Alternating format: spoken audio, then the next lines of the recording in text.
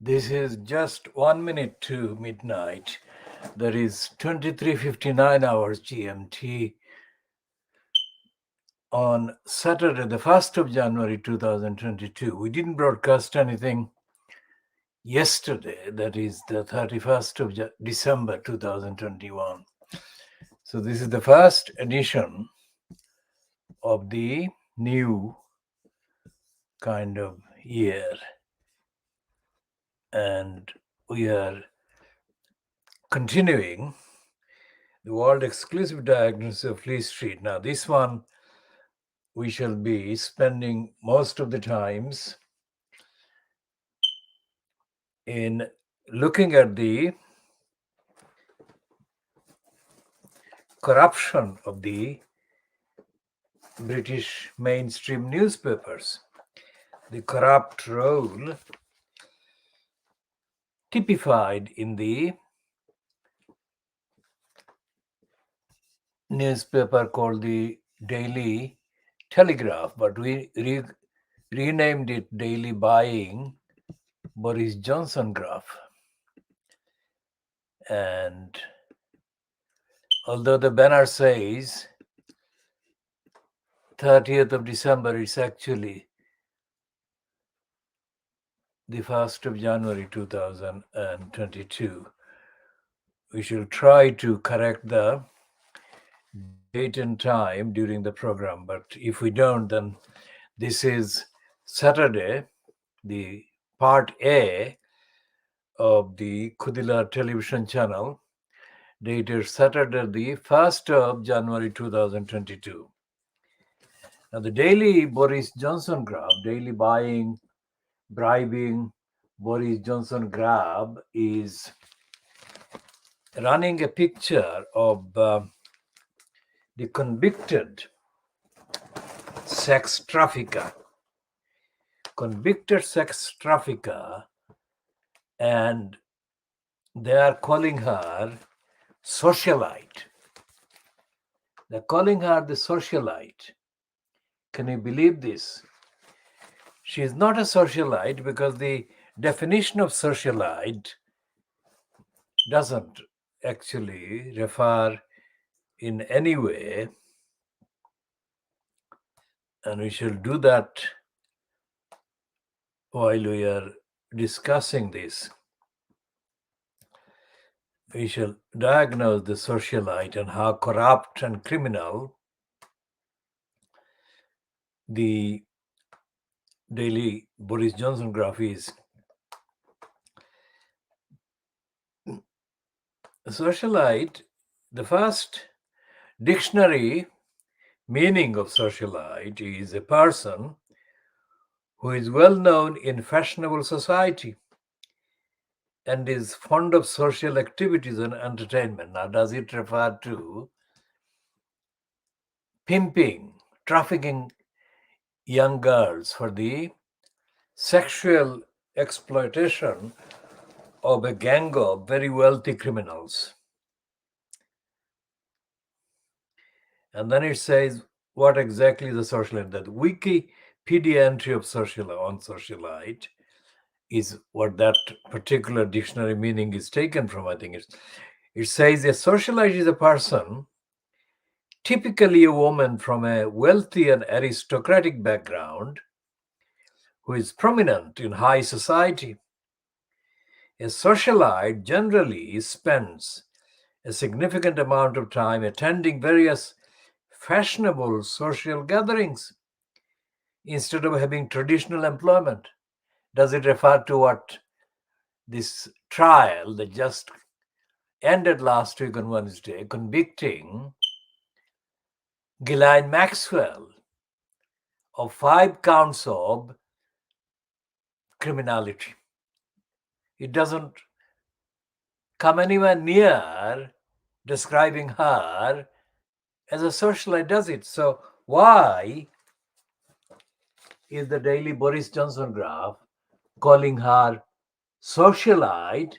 Not only that, they are without any quotation mark in the socialite, they are describing her as if she has got the right. I mean, she is being represented by the Daily Telegraph, Boris Johnson Graph. Boris bribing Boris Johnson Graph. That is what the Daily Telegraph's role has been, as has been the role of the BBC, because the BBC has given two kind of significant platforms to one already known sex abuser, Alan Dershowitz. Now, Alan Dershowitz is an American kind of licensed law trader in his 80s who is also accused of molesting or raping Virginia Roberts when she was 17. And Virginia Roberts is the one that we shall be coming to discuss in this particular edition, because of the focus now being shifted in the direction of Andrew, the widely reported favorite child of the Queen, that is, we call her Brenda. And Brenda is the name coined by Private Eye, which we called Private Lie as well. But Brenda and her eldest son, Charles, is called Brian. Again, in the Private Lie magazine. Now we go back to socialite. Now, no convicted criminal would have such a prominent platform given to their apologists. So Ian Maxwell, who is 3 or 4 years older than Ghislaine Maxwell, her brother Ian Maxwell, was given platform by the BBC on the Today program. And Mishal Hussain on the Today program interviewed Ian Maxwell.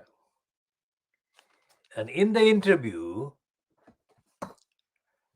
Ian Maxwell was not quizzed about the legal procedure, about the fact that there was no actual evidence or record of any other criminal, convicted criminal, having their kind of position stated on their behalf on the BBC. After the conviction, and this is something that a former Conservative MP has commented on as well. And this is something, Dershowitz is one, and the Ian Maxwell is her brother. And there is no way that a prominent conviction, if you like, would be kind of challenged on the BBC when the conviction stands. So there is a kind of pattern to the BBC's behavior that is actually similar to the daily buying and bribing Boris Johnson graph. Now, anyone who is watching this for the first time needs to know that when we say buying Boris Johnson graph or bribing Boris Johnson graph, we refer to the actual payments made by the owners of the Telegraph Group. Let's say starting from 2008, about the time when Johnson was entering the election or campaigning for the election to the post of mayor at the expense of London, 2008. So when he got in the May 2008 election, for the post of mayor at the expense of London, Johnson was showered with platforms and promotions by the daily buying Boris Johnson graph. There has been no account as to why they paid him £250,000 every year for a so-called column he so allegedly wrote. Now, writing a column of the length that Johnson actually was recorded as having done would take, say anyone who is accustomed to writing, it would take about an hour, if that. I could write a longer piece than he has done on the average in less than an hour. And I've been doing this for decades. I've been writing longer pieces every day for decades. So I'll come to that, and I shall measure the amount that I could command if I were in that position, if you like. Now, if I negotiated with somebody, or if I wanted somebody to pay me for the time I spent on the contents, then I could earn, or I could demand more than £250,000 a year. So if you say 50 pieces, so divide that by £250,000, and it's an extraordinarily higher amount of money that represents than has been paid to ordinary writers and ordinary newspaper columns, including writers whose writings and names and bylines have appeared in the same paper.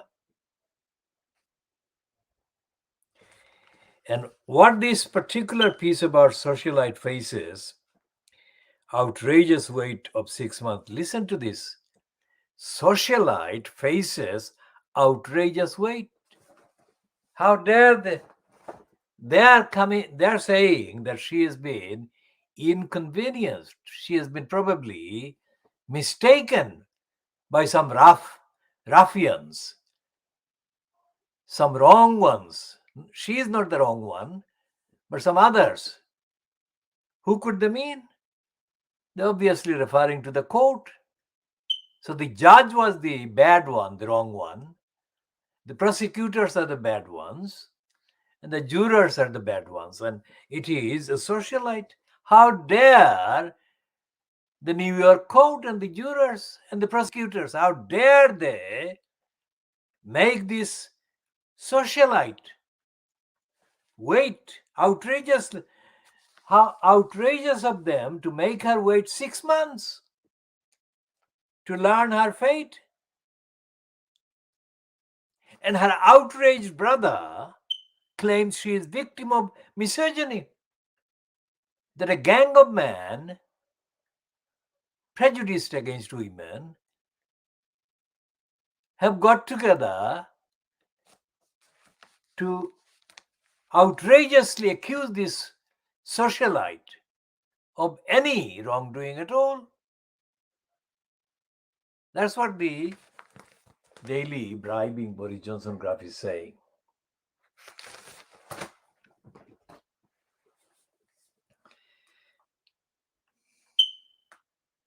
Think about that.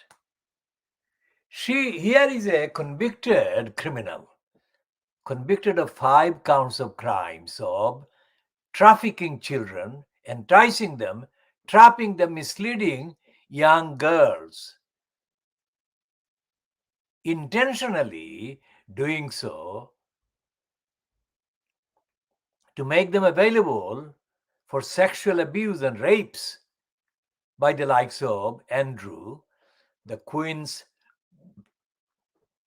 second son and the favorite child, and to any number of people. Epstein was the actual pimp who procured, through the Madam Ghislaine Maxwell, those children. under false pretenses, because one of the mothers says in the Daily Mail today, one of the mothers said that that is according to the Daily Mail, not according to the Daily Boris Johnson graph. And we shall be looking at that daily buying Boris Johnson graph again.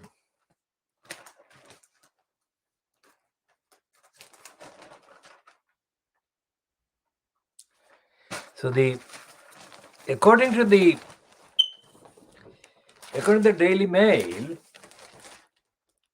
of yesterday, which we didn't examine because we didn't broadcast the Khoodeelaar television channel yesterday, but this is the Daily Mail of Friday, that is yesterday. And it says, Daddy's depraved. Daddy meaning Robert Maxwell, and depraved darling. So that's their take, the Daddy. And on the front page of Friday's Daily Mail, the Daily Mail accurately reported. We didn't diagnose the Fleet Street papers yesterday. Again, I have to say for the record, anyone looking for the Khoodeelaar television channel edition dated Friday the 31st of December needs to know that we didn't broadcast an edition yesterday, Friday, the 31st of December 2021, but this is the Daily Mail front page of yesterday, which we would have discussed. And it says that Andrew should be quaking in his boots. And it says, amid claims Maxwell helped abuse girls on an industrial scale, pressure mounts to probe her VIP friends, and victims' lawyers warns. And this is a quotation from one of the lawyers that spoke on behalf of Virginia Roberts, now known as Virginia Roberts Giraffe, Jeffrey. The Jeffrey spelling is unique, G-U or Giuffre.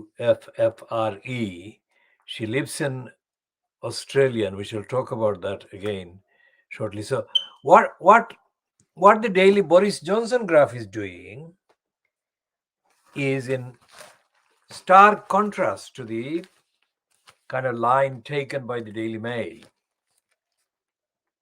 Because the Daily Mail is calling her the depraved criminal that she is. And even before this particular piece, that is depraved darling, there have been accounts published already online about how Ghislaine Maxwell's father used to beat up all his children, including her, and beat them up and abuse them verbally, regularly. And when they were meeting, while they were dining or eating meals with him, he would quiz them constantly about their future plans, etc., etc. And if they didn't meet his expectations or his particular expectations, then he would abuse them, and he would call them names, and he would beat them up. So what has been said about Ghislaine Maxwell and her relationship with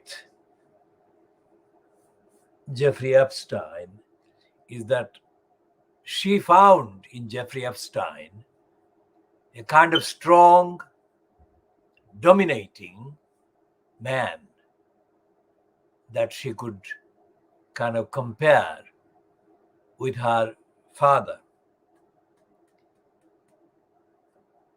And there has been suggestion that the reason why she settled with him for whatever kind of length of time she did had something to do with the fact that she needed someone to provide her huge sums of money so that she could continue living in the affluent way that she had become used to. Now, this piece in the Daily Mail yesterday, that is Friday, has the introductory kind of words, which is born into a life of unimaginable privilege and power. She, that is Ghislaine Maxwell, never escaped from the shadow of the monstrous father who doted on her with the same passion as he bullied and beat her. So that's one version of the facts that have been kind of published elsewhere as well. And this is the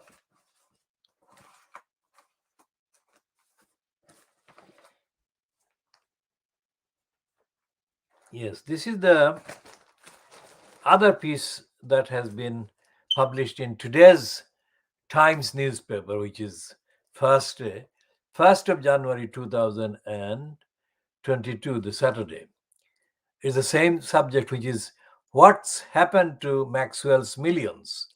Mystery surrounds the source and extent of her wealth. Now, this is literally what the Times is saying. So, it is a copy of the Daily Mail of Friday that the Times has published today, and we shall come to that.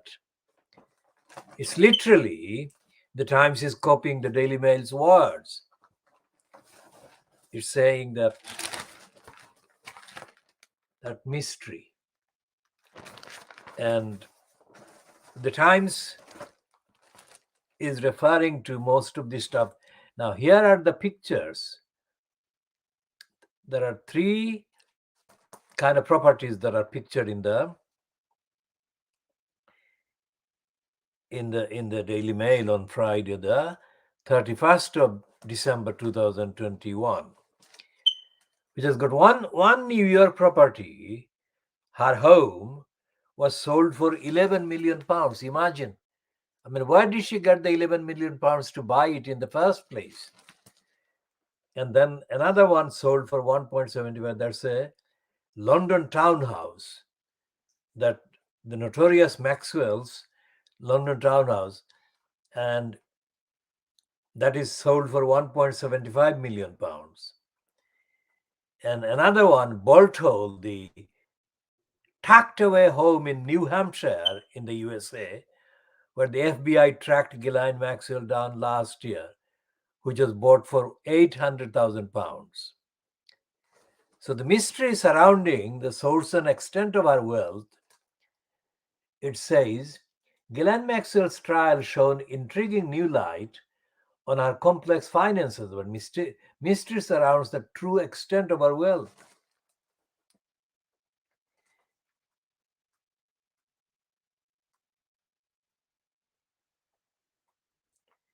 And it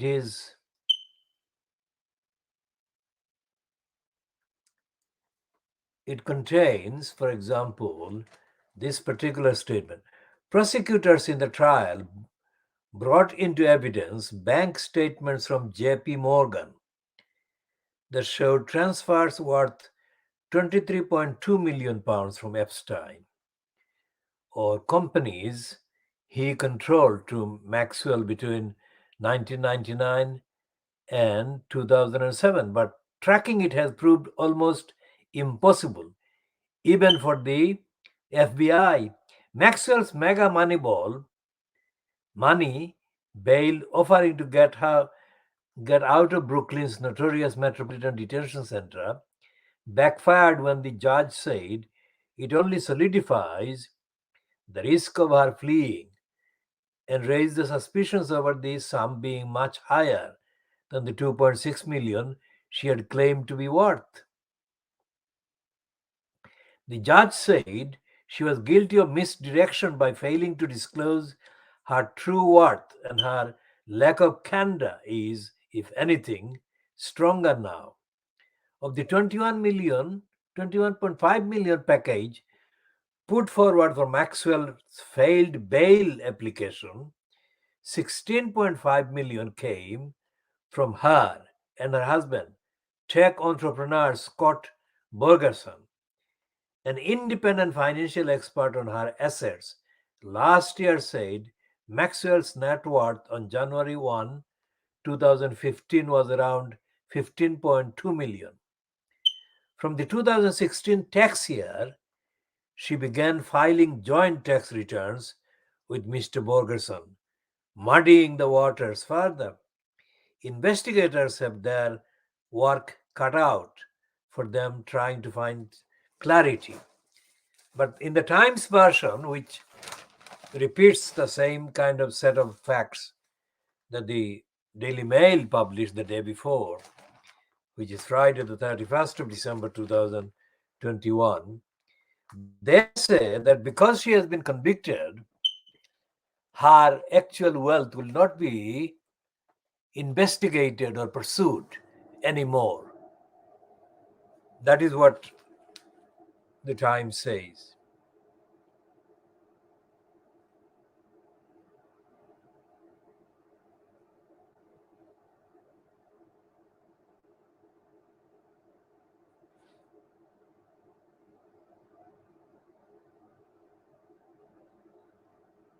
So, this is what the Times says. Mitchell Epner from the law firm Rottenberg, Lipman, Rich, and a former US prosecutor, said that the US government was excellently placed to track down every penny belonging to Maxwell, that is, Ghislaine Maxwell, and had the resources to scour the global financial system. However, he said, there did not appear to be any motivation to do so now that a successful prosecution had been secured. It's entirely possible that the true size of her wealth may never be known, he said. The only way that I think the true size of her wealth will be known is if she passes away in the United States and her will were to be probated in the United States. Then the size of the estate would become public record. If investigators do decide to track down Maxwell's scattered wealth, it could prove a sizable undertaking. After her arrest, Maxwell told officials she had about $3.5 million worth of assets, but Judge Alison Nathan said she had displayed a pattern of providing incomplete or erroneous information to the court or to pre-trial services. Now, this is the Times version from that judge, of course, that quoting Alison Nathan, of what the Daily Mail has reported as being the accusation against Maxwell on the disclosure of her true wealth as misdirection, her propensity to misdirect, that is, to give misleading statements about her wealth and her resources.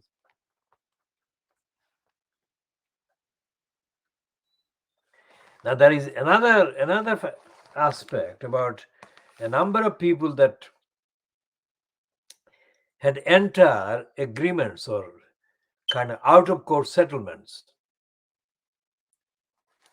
Now, before that, let's go back to her so called husband, Scott Bergerson, who had volunteered to pay a $25 million bond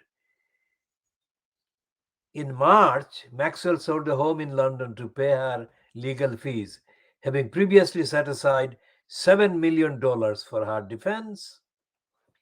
In 2015, 6 years ago, Virginia Roberts, Jeffrey, Giuffre, I said I'll check the spelling, and that spelling is very unusual.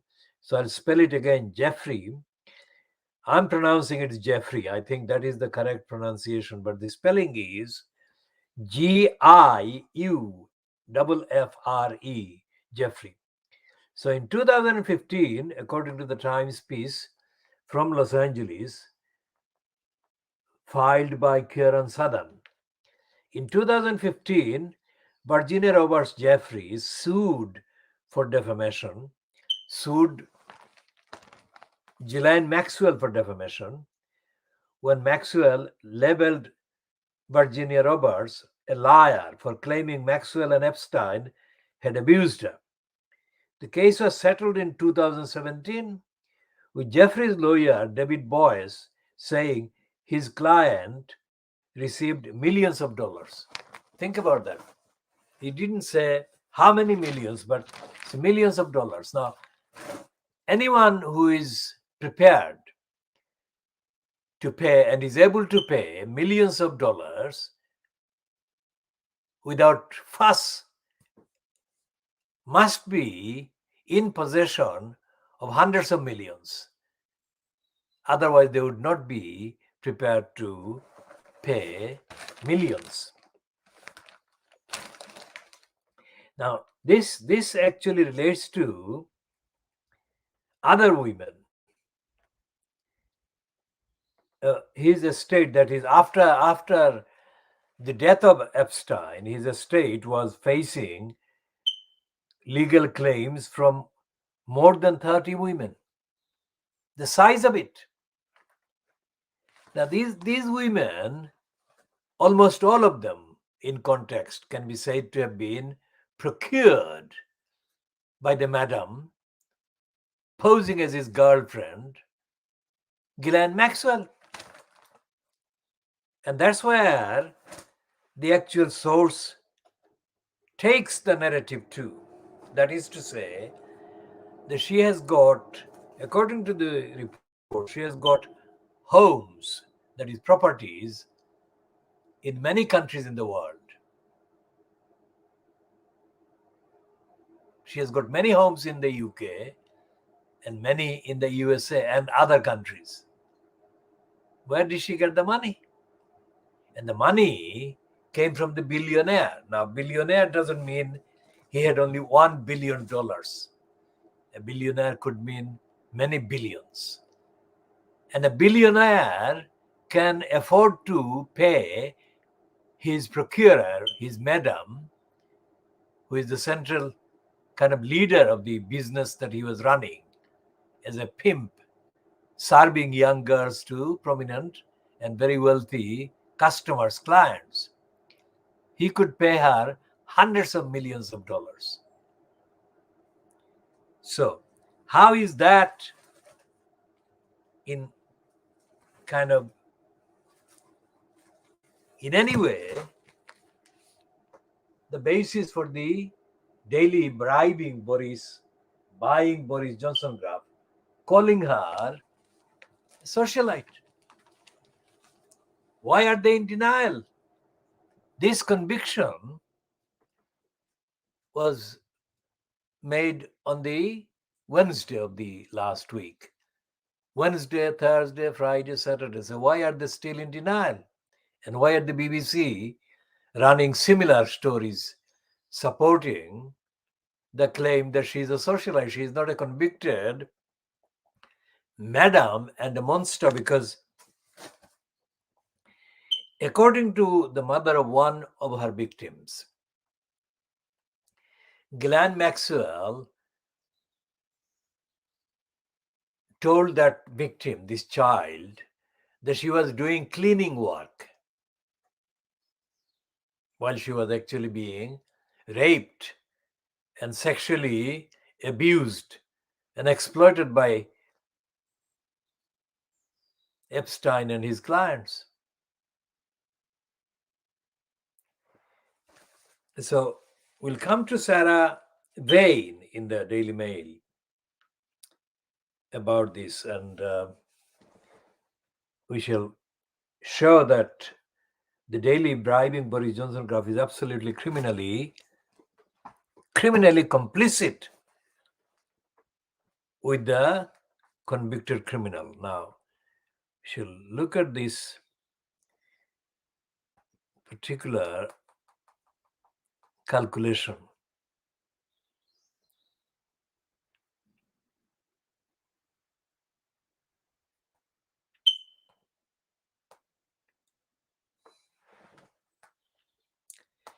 So if we say that Boris Johnson was paid £250,000 by the daily bribing Boris Johnson graph for allegedly writing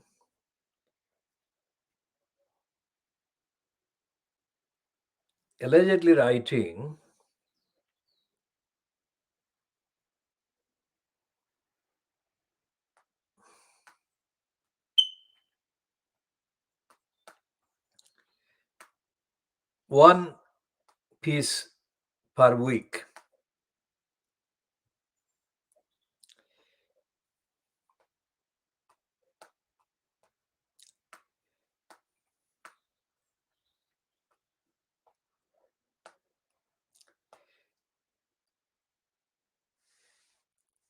So if it is one piece per week, so one piece, they were paying him £5,000. All right, so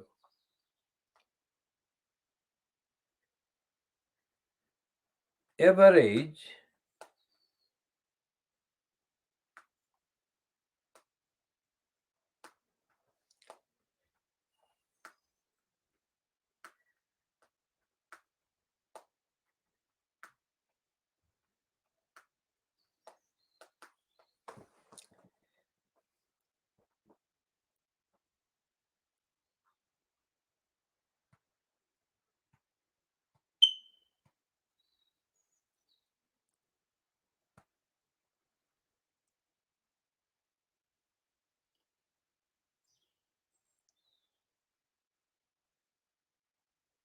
So if you write a piece according to this average, so that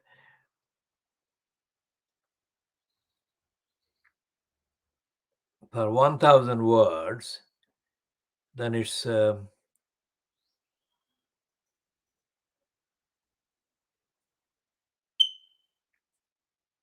are various rates there, but we shall.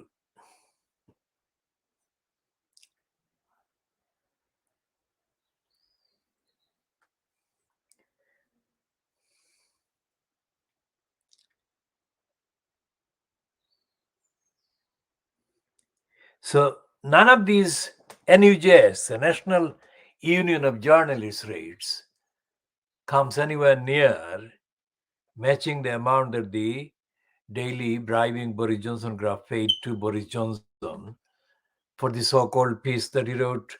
One piece he wrote once a week, let's say.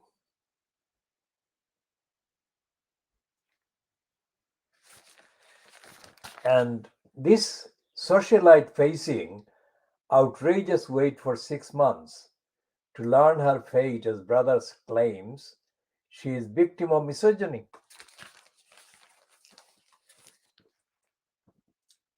There is no room for this kind of propaganda and denial. And yet the fact that the daily buying and bribing Boris Johnson graph is doing that shows that they are in denial, which takes us back to the UK courts of law. Remember the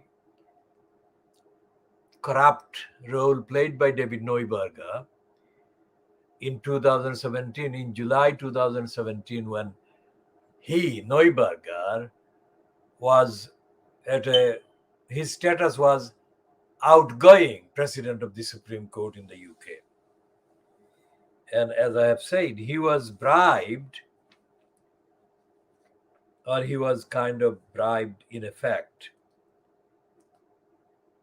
by the regime fronted at that time by Theresa May. And Theresa May had as her kind of cabinet member, supplicant, who was treated de facto as her deputy prime minister, David Lidington. The man called David Lidington. Lidington was a corrupt careerist. Lidington was in various posts, but the posts that he held included the one that is currently held by the crook, Jacob Rees-Mogg, leader of the House of Commons in the UK. And Neuberger, we have been repeating repeatedly and kind of consistently referring to Neuberger, and there is a reason for this. Neuberger is a German word, and David Neuberger's family kind of escaped Germany. They just escaped the Nazis.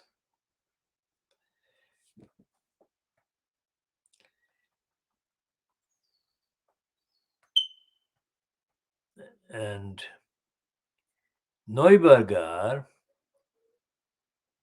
David Neuberger was reported by, it's a long name he has got with the thing, the Right Honorable Lord Neuberger of Abbotsbury. And he was called to the bar in 1975, 2 years after I refused to be called to the bar in 1973, because of the lies and the corruption of the Lincolnian bureaucracy.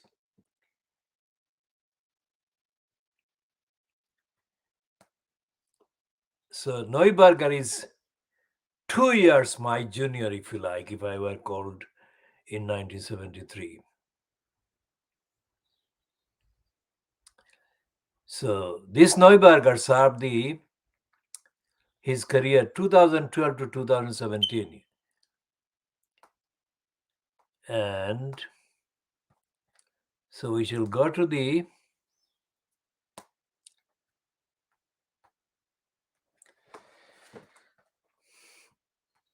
corruption, the sheer corruption and criminality, and the lying, unspeakable lying.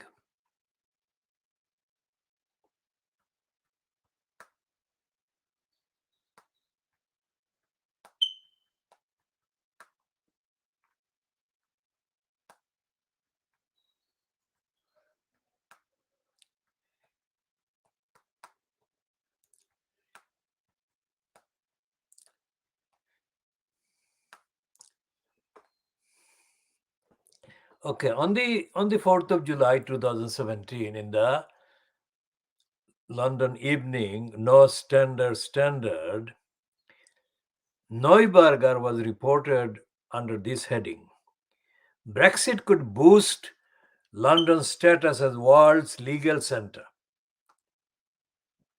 Now that's a complete and utter lie, because by the world's legal center, he was meaning, and the headline or heading was meaning, that there would be justice, there would be remedies, there would be fair process. Now, if the behavior of the daily buying Boris Johnson graph and the behavior of the BBC is an accurate guide as to what the so-called British establishment think about access to justice and fair trial and due process, etc., then it is clear that if Ghislaine Maxwell were tried in the UK, she would not be convicted because they would be covering her as a socialite. And we shall come to the same paper's treatment of the same page, page 7 of the Daily Buying and Bribing Boris Johnson graph, also known as the Daily Telegraph, dated the 1st of January 2022, Saturday, which is the date we are broadcasting under.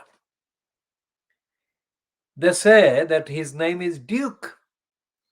The heading is a giveaway as well. It says, Duke's accuser likely to give victim impact statement at Ghislaine Maxwell's sentencing.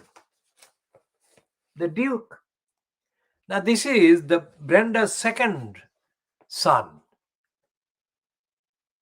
Brenda's second known son, let's say, because from time to time you come across items that show that there have been a secret child of a royal family somewhere, including the recurring kind of references to the fact that Diana had another child, not with Brian, that is Charles, but with somebody else. So it is useful to say that reported or published or publicly identified. So they're calling this accused rapist because Virginia Roberts Jeffrey has accused Andrew of raping her. So instead of calling him the rape accused son of the Queen or Andrew, they're calling him Duke. And they're further undermining the victim of his alleged rape. It says Duke's accuser, not the victim. Think about that. Duke's accuser, as if Duke is way above somewhere, way above the level that his victim is positioned at in society. And he's really annoyed. The Duke is annoyed, inconvenienced by this person who doesn't even live anywhere near the Duke's kind of domain. She lives in Australia. So that is the stupidity on the part of the Daily Bribing Boris Johnson group. Now, in his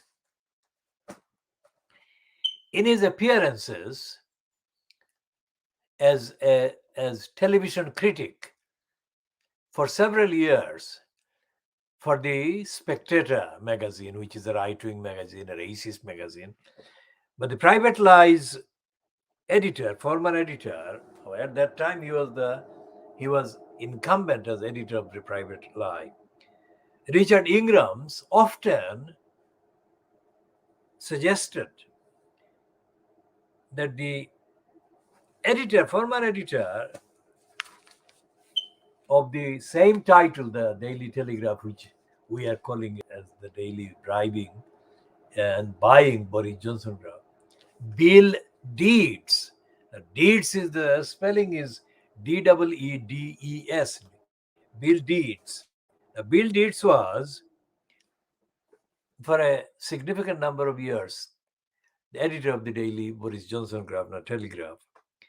And according to various reports, Bill Deeds was also the kind of example of a journalist from Fleet Street who was the model, that is the journalism character of the journalist, that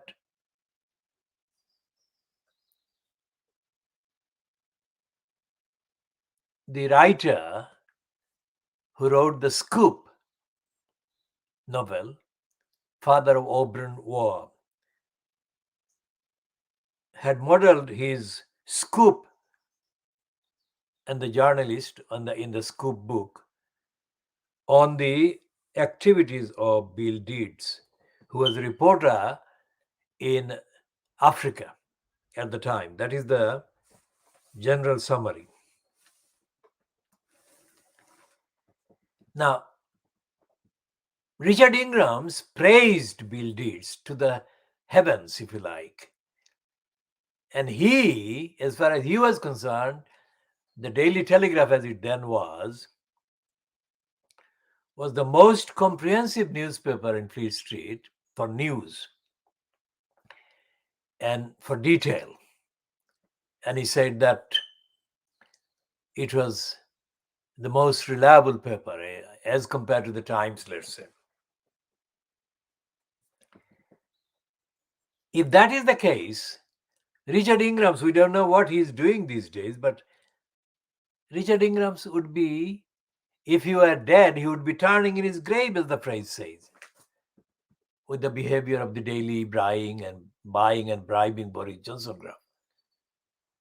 Because it is this treatment of the Duke, that is the sex abuser and rapist, as alleged by Virginia Roberts, being called the Duke, and the convicted sex trafficker and madam being called socialite, facing outrageous weight. I mean, she's only going to be waiting for 6 months before her sentencing. But they are saying that she is the victim. She's not the convicted criminal. And they're saying that her brother says that she has been a victim of the misogynist conspiracy.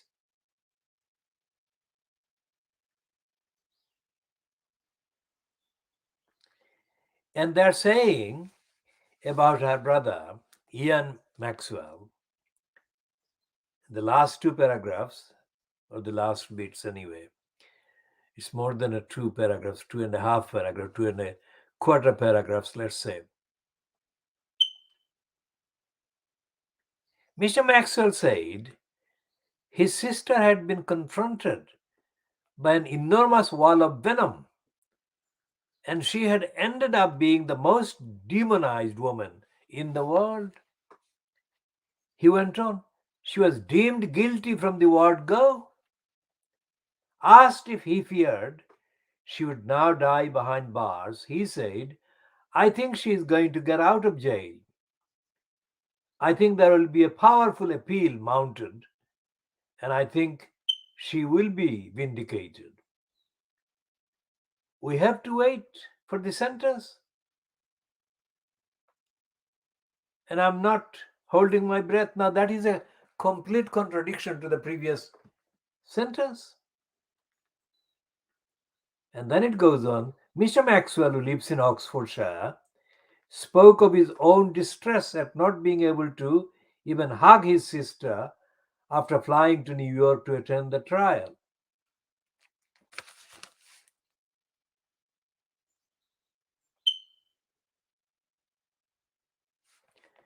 And earlier in the piece, same piece, outrageous that she's even having to go through any of this, Mr. Maxwell said his sister was unfit to testify because of the regime she endured on remand in a Brooklyn detention center, which included being woken up every 15 minutes while on suicide watch and being held in shackles prior to each court appearance.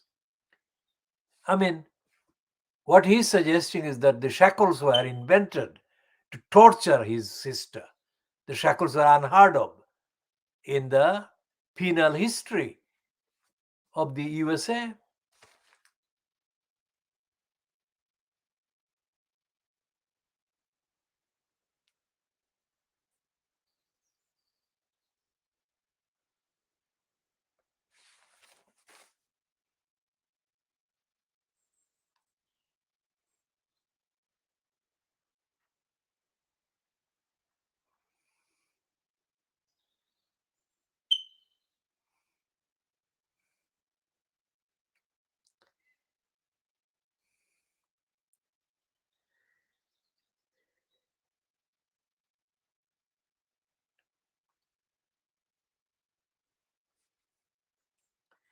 asked why she did not give evidence in her defense, a decision that has been questioned.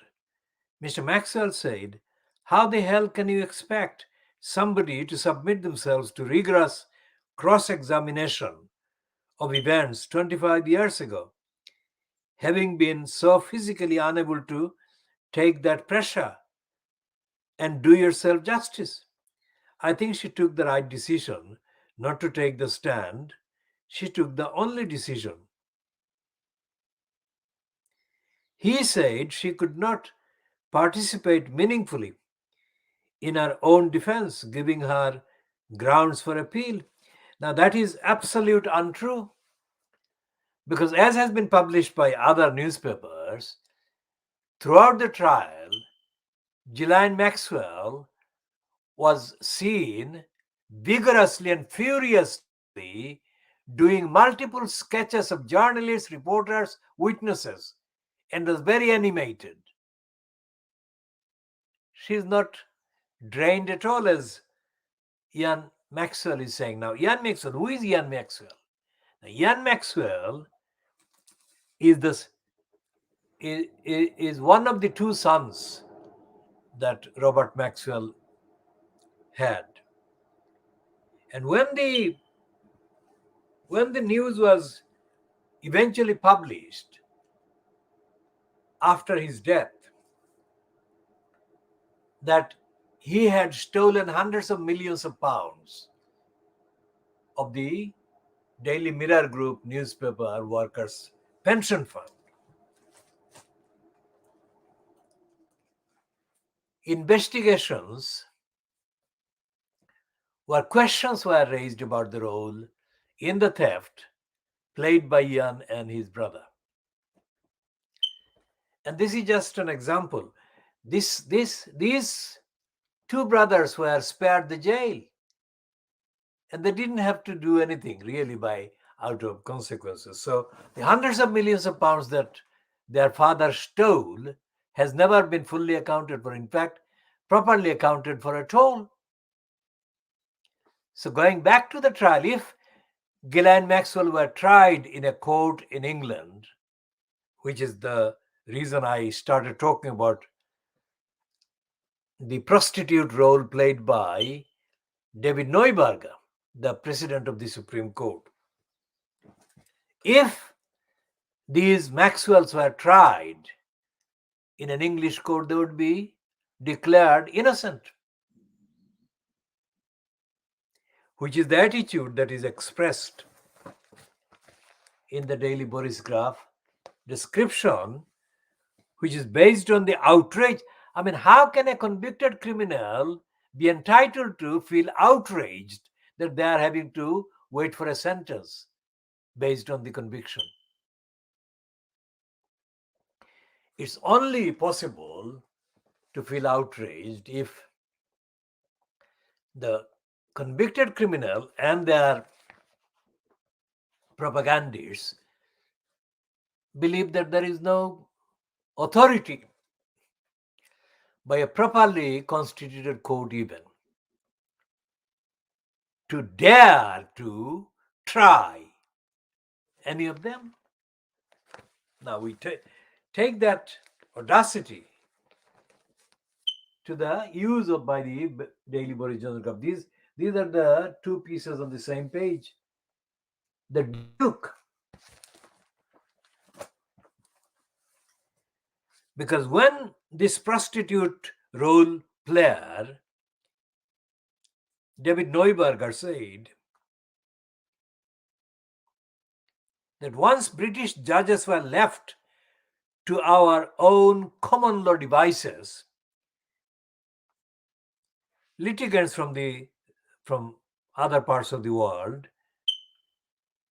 would find these judges being able to react more quickly and freely to developments in our fast changing world. He also insisted that Neuberger, that is, that Britain's departure from the EU, that is Brexit, would in no way undermine London's status as the world center for legal services. Notice what Neuberger said in July 2017.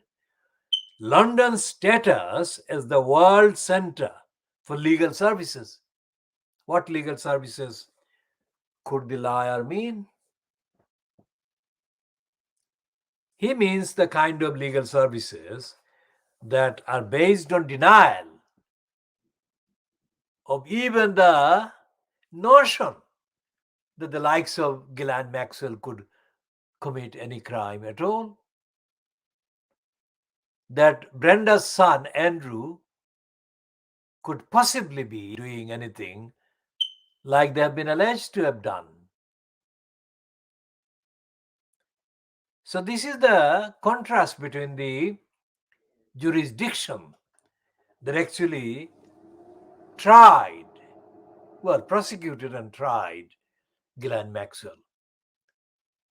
I take this narrative back to the trial of the now MP Afsana Begum, who was tried in a kind of lower court, if you like, criminal court, Crown Court, Snaresbrook Crown Court. And she was tried before a so-called jury, which declared that she was innocent. Now, Afsana Begum was accused of committing housing fraud by various ways she was accused. Now, when the kind of statement was published about the role of the judge who gave directions to the jury and made other directions, we didn't witness this, but this was reported. Afsana Begum, or the statement on her behalf, said that she was thankful for the role played by the judge. What could she mean? She didn't elaborate. But there are too many things that remain unexplained, unaccounted for about that trial.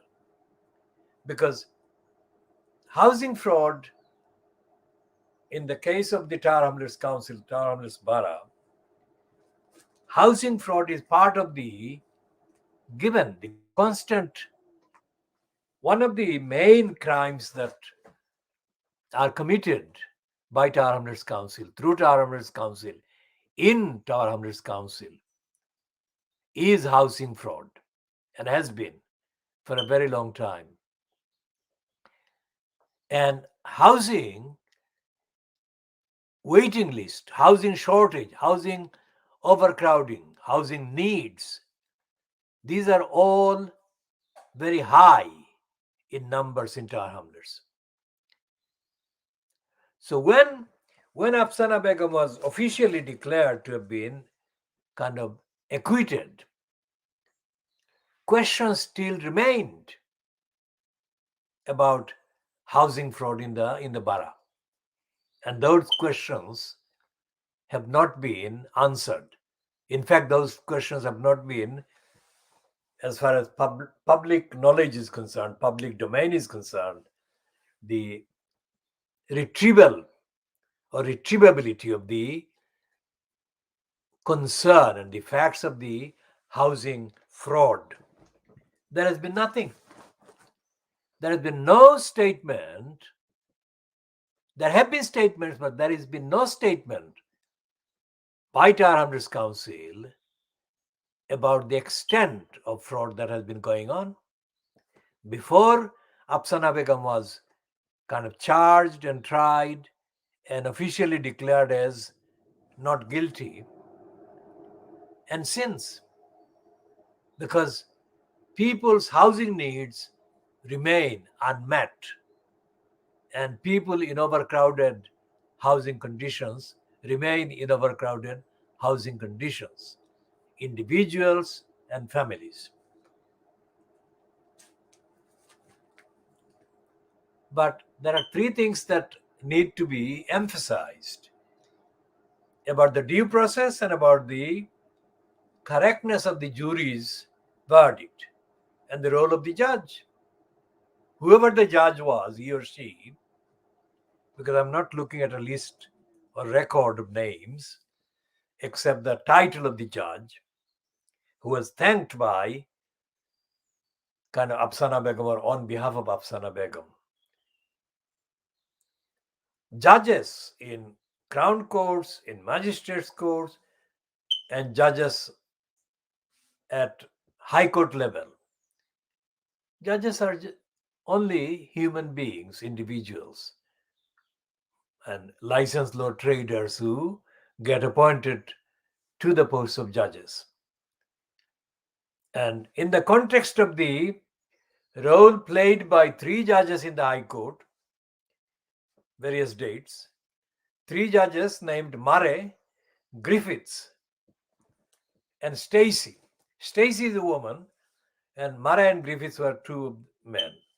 Now, those three were used as rubber stamps by the depraved DEFRA department as part of the depraved DEFRA's criminal intentional plot, making false accusations against the baby angel Geronimo. Now, without going into the hundreds of pages of the actual kind of transcript, this is something that was common among all the three judges. They lied. Murray lied, Griffiths lied, and Stacey lied. And they lied by defying the requirements which they were obliged to observe but failed or defied of due process and the rule of law. And the most important constitutional law requirement was to come across as independent of the executive. I mean, I go back to 2015 and August, I appeared on behalf of a particular number of tenants before a county court judge at the Bow County Court. I appeared as the advocate for these particular tenants. And I think the judge's name was, the deputy district judge was called Sullivan. But I can check that record and correct the record, the name. But it was a deputy district judge. And the deputy district judge openly perpetrated a series of untruths and lies on behalf of the Tower Hamlets Council. Sullivan lied about Tower Hamlets Council, and he said that Tower Hamlets Council, on the date in August 2015, was working very hard. Tower Hamlets Council was working very hard to solve the housing problem, to solve the overcrowding and shortages of housing for people. Now, he said that as a slogan. He had no idea about the truth, or that statement was not truthful.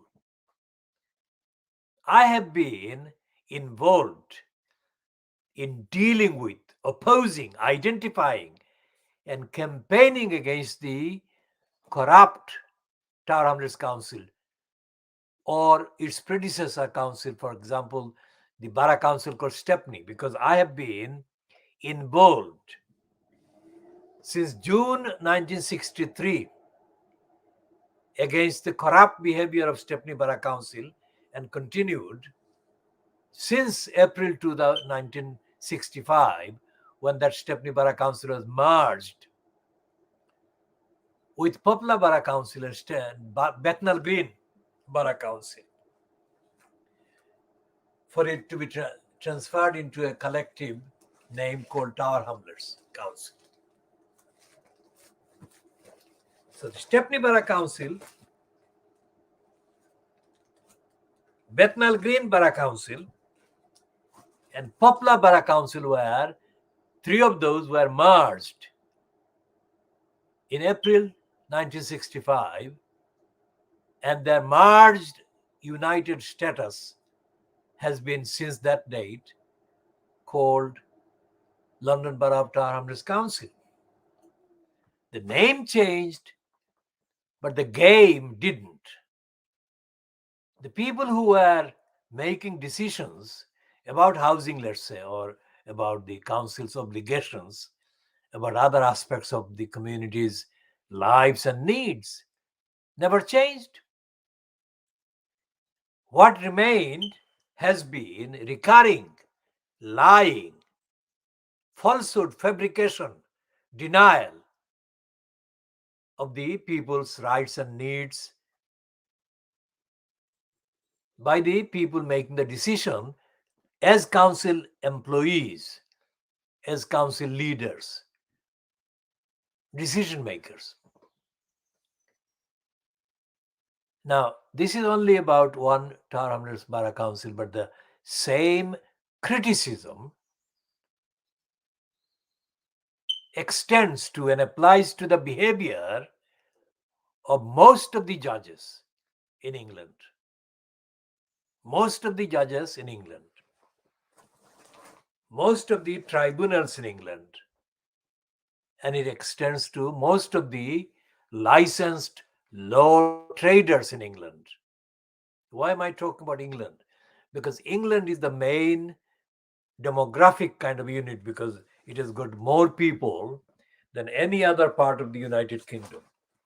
It has got more people than Wales, it has got more people from Northern Ireland, and it has got more people than Scotland. And most of the members of parliament, the parliament that is in existence, come from constituencies in England. And the other thing is that the brainwashed attitude of little Englanders or little Englishness has conditioned most of the people into thinking that England or little England is the center of the planet Earth. That what they do, what they think is better than the rest of the world anywhere. So this is what they're doing with the depiction of Ghislaine Maxwell as the socialite. She is a convicted criminal, convicted of 5 crimes, and they're still calling her socialite. And the definition of socialite, as we have said at the beginning of this edition, is that they're absolutely innocent people, almost near to angels, as innocent as angels. They go to social events, fashionable social events, that's what they do. Whereas Ghislaine Maxwell has been a madam, including, her sexual perversion goes back years, decades, as Petronella Wyatt has recalled in The Sun, with a completely embarrassing kind of headline that Ghislaine Maxwell gave Petronella Wyatt a lesson in oral sex. And it wasn't something that took place because Petronella Wyatt was in need of any such experience or had asked Ghislaine Maxwell to offer any such lesson. That shows her ordinary kind of status, behavior, tendencies, propensities, Ghislaine Maxwell. And yet, the daily Boris Johnson graph, a daily buying Boris Johnson graph, is calling her the socialite. Now, in the case that I represented the tenants at the Bow County Court in August 2015, I have said that the Sullivan, or the deputy district judge, who made the completely untruthful, stupid, irresponsible statement supporting the mythical kind of behavior on the part of Tower Council, which he depicted as being busy, doing very hard work to solve the housing crisis. He had no basis factually, and he has no reason legally to say that. But the fact that he did say that is the issue. Because even if the kind of written law may not allow a judge to make such a dishonest statement, most of the judges, in my experience, are liars and they lie in court. How do they do that? Because they are like, apart from the fact that they are licensed law traders, they are human beings, like members of the population. And as most of the judges are racists, they make racistly motivated remarks and they make racistly motivated decisions that are discriminatory against the innocent or justified kind of litigant before them. So, going back to this particular case that I represented these tenants about, the tenants' series of evidential kind of arguments against the Tower Council employees concerned showed overwhelming evidence that the council employees were lying. Overwhelming evidence that the council employees were lying to waste resources, housing resources, other resources that should not have been wasted. And the fact that these facts were known were already put before the sitting of the council in July 2015, few weeks before the date that I appeared in the Bow County Court representing these particular tenants. And in the presentation before the full council, the tenants produced signatures, more than 2,000 signatures, in a petition to the council. And these signatures must have taken them considerable amount of time, and people who supported them genuinely wanted them to succeed against the council's lying and harassment. And the petition was addressed, if you like, on behalf of the tenants, by a man called N.D. Arlam. N.D. Arlam was one of the 4 petitioners to the election commission against Lutfur Rahman, the corrupt mayor. So this presentation was nothing to do with that particular petition to the election commissioner, but this was the petition presented to the full council. And N.D. Arlam was a supporter of the tenants, and he was a supporter who knew the tenants. And he told the council in his presentation in support of the tenants that council employees named had been harassing these tenants. Now, harassment is a criminal offense.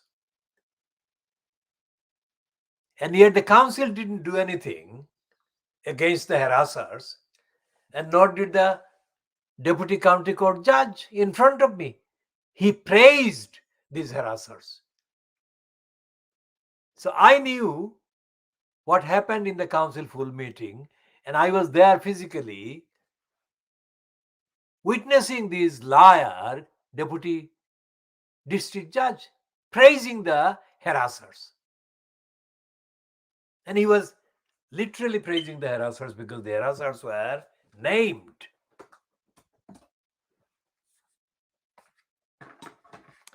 So when I said that if the kind of case against Ghislaine Maxwell had been before a court here in this country,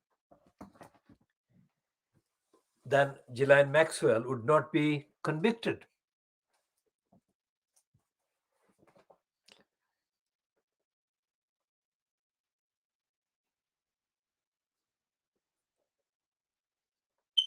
Because there is this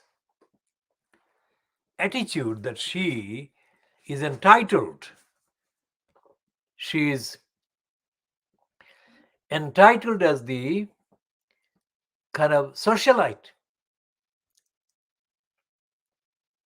And nor would any actual court allow the prosecution of Brenda's second son, Andy, because he's the Duke. And there is no history, there is no record, there is no evidence of any Duke being prosecuted for this kind of crime in this country. And you cannot find any evidence, fictionalized evidence in the work of Charles Dickens. I mean, Dickens is one of the most widely kind of referred to English novelist who dealt with the law, the courts. But I can assure you that Dickens didn't. Dickens didn't, and nor did any of the others. And we don't want to talk about Shakespeare because it goes back too long ago. But even looking at Shakespeare, remember what Macaulay would have said. I mean, they referred to Shakespeare as if he's a divine entity. But Shakespeare didn't do any of these. Racism, imperialism, corruption, criminality that we are talking about. You cannot find a parallel example or discussion in any of Shakespeare's plays that you could apply to this, except the only thing that you can find in Shakespeare is some kind of phrase, overhyped phrase, words of irony. That's all you can find.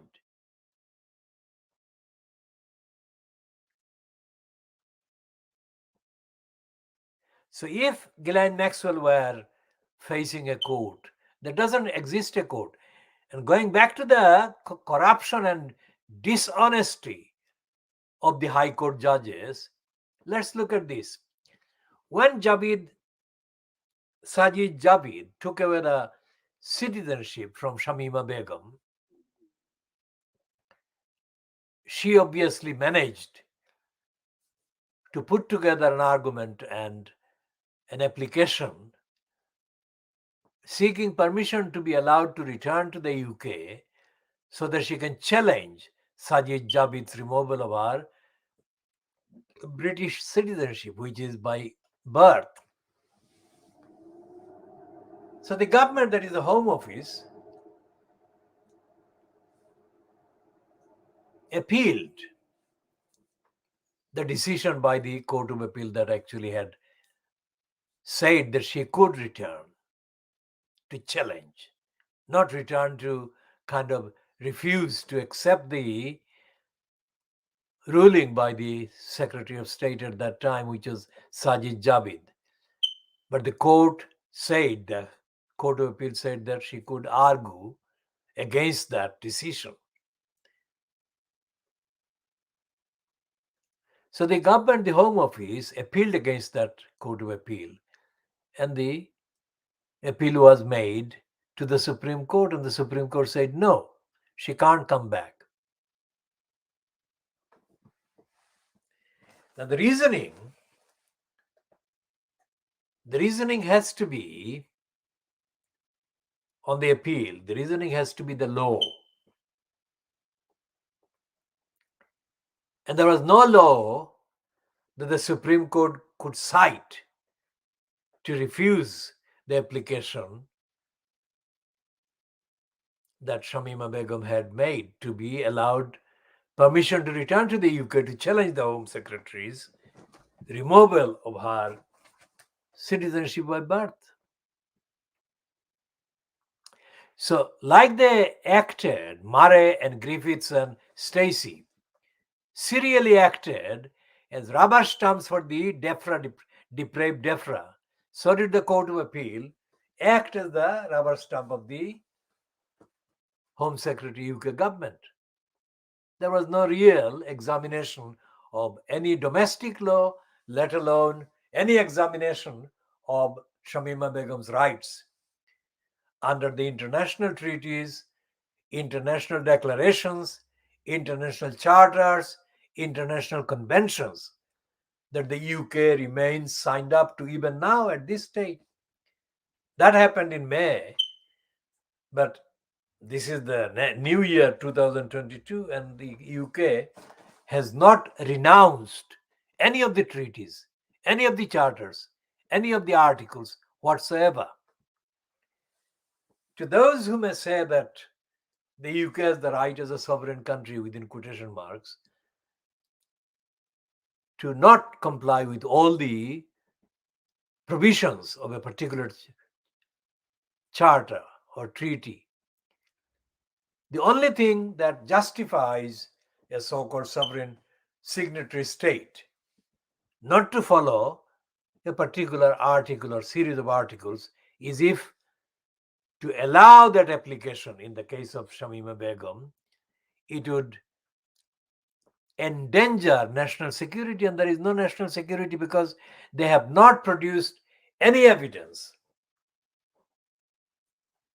So far, they haven't produced any evidence that Shamima Begum has committed any crime. She's been suspected of having all kinds of motives, but they have not produced any evidence that she has committed a particular crime. So there is no evidence based on any actual behavior by her against the national security of the United Kingdom. There is none. And in any case, the behavior of the judges as acting as agents of the state is not confined to just Shamima Begum. As I said about the conspiracy, years of conspiracy against the baby angel Geronimo, there could not be any national security, could there? It's only baby angel Geronimo, alpacas, a member of the camel family. What national security could there be that they were protecting by criminally behaving untruthfully and continuously conspiring against this innocent baby angel Geronimo? And there is no real recourse for justice. Those seeking justice, there is no recourse through the courts of law. I'll give an example by citing the judicial review. Now, judicial review is a phrase, two-word phrase that is used quite blindly by the likes of the daily bribing Boris Johnson graph, the criminal publication. This is a lying platform, the daily buying and bribing Boris Johnson graph. Judicial review is completely misleading two-word phrase. The Fleet Street papers and the media refer to judicial review as if by mentioning it, you have got a decision, adverse decision overturned. That's not the case. And the judicial review is an intentionally installed lying mechanism. Intentionally installed lying device. The prostitute role that David Neuberger played in the second paragraph of Martin Bentham's spying piece. Martin Bentham is a state spy. He's a state propaganda kind of perpetrator, this Martin Bentham. In the second paragraph, Bentham says, Lord Neuberger, the President of the Supreme Court, said that once British judges were left to our own common law devices, the judges, would be able to react more quickly and freely to developments in our fast changing world. The fast changing world development must include Julian Assange. Now, Julian Assange is, of course, widely known as the person who set up the WikiLeaks. And WikiLeaks' offense or offenses solely have been to disclose secrets of UK government's kind of secret operations and lies, as well as, and mostly numerically, those of the USA government, USA state, and other kind of corrupt activities by other corrupt states. And Assange has been refused applications against the USA state trying to get him over to the USA, where he faces even a longer nightmare if convicted than Ghislaine Maxwell faces. So there is no freedom of press, there is no freedom of expression as far as Julian Assange is concerned, and as far as the UK judges are concerned, because they don't recognize any of his claims. Free speech, journalism, because what he has been doing, in fact, with the WikiLeaks has been described by his supporters as being genuine journalism, investigating, which is what he has done. So if the trial had taken place in the UK, Ghislaine Maxwell would have been cleared. And going back to Tower Hamlets Council, even after the trial of, or the short trial, and I'll explain it again, I have explained it before, well, it's a staged prosecution of Afsana Begum. As soon as it finished, the position of Tower Hamlets Council, generally, and the position of the crook, John Biggs, who is the incumbent mayor in the post of mayor, has been one of relief. Because it was a Labour Party member of parliament who was being possibly going to jail if she got convicted, and it would be politically damaging to the Labour Party. Now, what happened during the trial and just before the trial and shortly after Afsana Begum was reportedly due to be prosecuted was this. Statements in support of her character were made by somebody who never lived in Tower Hamlets, never even lived in inner London, but is a Labour Party MP from West London. There are thousands and thousands of people who know people in Tower Hamlets and what goes on in Tower Hamlets, but none of them was mentioned. It was a member of parliament from West London who gave a certificate about her, how good she was. That is completely kind of indicative of the plan on the part of the Labour Party machine to protect Afsana Begum from being convicted. And then there was a group of 4 or 5 white women or non-Bangladeshi women. Now, Afsana Begum got elected on mainly the main votes of the Bangladeshis in Limehouse and Poplar, or Poplar and Limehouse constituency. So nobody was in that group who could be identified as a Bangladeshi. And they gave her physically they stood around her, and she gave a scripted statement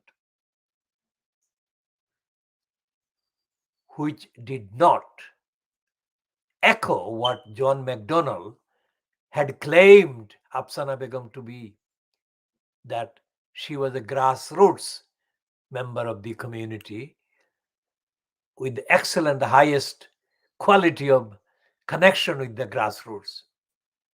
Afsana Begum didn't recognize the electors. She didn't recognize the community, and she didn't name any elector or any aspect of the community, nor did she refer to the history of the campaign to have a diversity candidate, and so on, and so on, and so on. And it turns out that the barrister's chamber or chambers to which Keir Starmer, as a licensed law trader, belongs, had at least one member representing one aspect of the case at the Snaresbrook Crown Court. So too many elements appeared to create a picture that it was a Labour Party issue, not Afsana Begum as an individual. So the Labour Party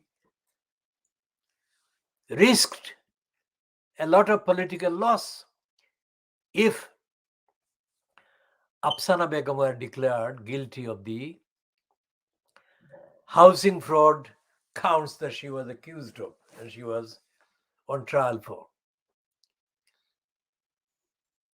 And inside the council, there was these two sides. One was the side that wanted her to be prosecuted, and the other side wanted to find excuses for her not to be prosecuted. It was not an impartial council. It was not an impartial decision. It was a decision based on what would suit the career or careers of the Labour Party careerists in the area, and internationally or nationally, UK-wide, what would be the implication if Afsana Begum were found guilty? And compared to the not guilty verdict, if you look at the counts on which she was tried, even the small number of counts that she was tried on, you would find that decision to find her not guilty very odd indeed. I'm saying this on the record. So if anyone disagrees with my comments, which are not new because I've made similar comments before about this particular trial, please do cite the law on which you disagree with me and cite the evidence on which you disagree with me. Now, going back to the issue of my representing those tenants in August 2015 before this deputy district judge in the Bow County Court, I knew the liar. I knew the main liar involved in harassing those people. I knew her from my contacts with the council on separate issues or separate cases. And she was a liar. And the lies that she perpetrated, this particular employee, were known to the so-called deputy mayor, Ohid Ahmad, at the time. And Ohid Ahmad is the one that asked me or suggested to me. He was not in a position to either ask me or suggest to me. He doesn't have the knowledge, and he doesn't have the integrity, and he doesn't have the kind of interest or record in his entire career to give me any suggestion. But he did give me the suggestion that I should contact this particular employee of the council, which I did. And I found that particular employee to be as dishonest as she was.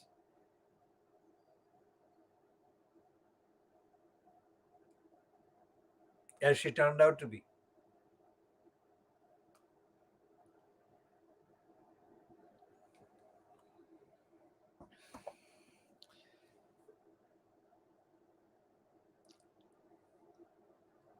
So there is a whole series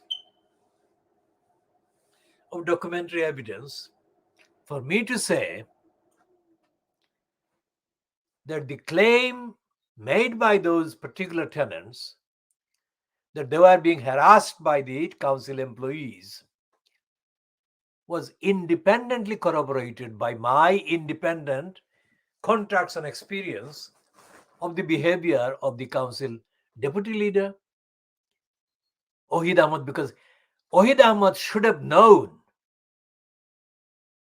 when he stated to me that I should contact this particular employee, that particular employee referenced by him was unreliable or could not be made to be reliable, if you like, because she turned out to be a complete and utter liar. And Ohid Ahmad was one of the two in-post personnel in the council for whom Afsana Begum had worked while she was employed by the Tar Hrs Council. Nothing to do with her trial or her election as MP or her kind of prosecution or her verdict of not guilty. I'm not referring to any of those.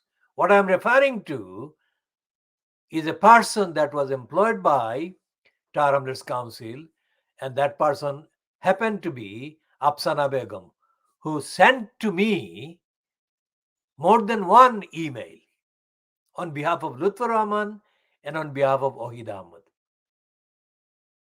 or on behalf of the collective, if you like, regime that was fronted by Lutfur Rahman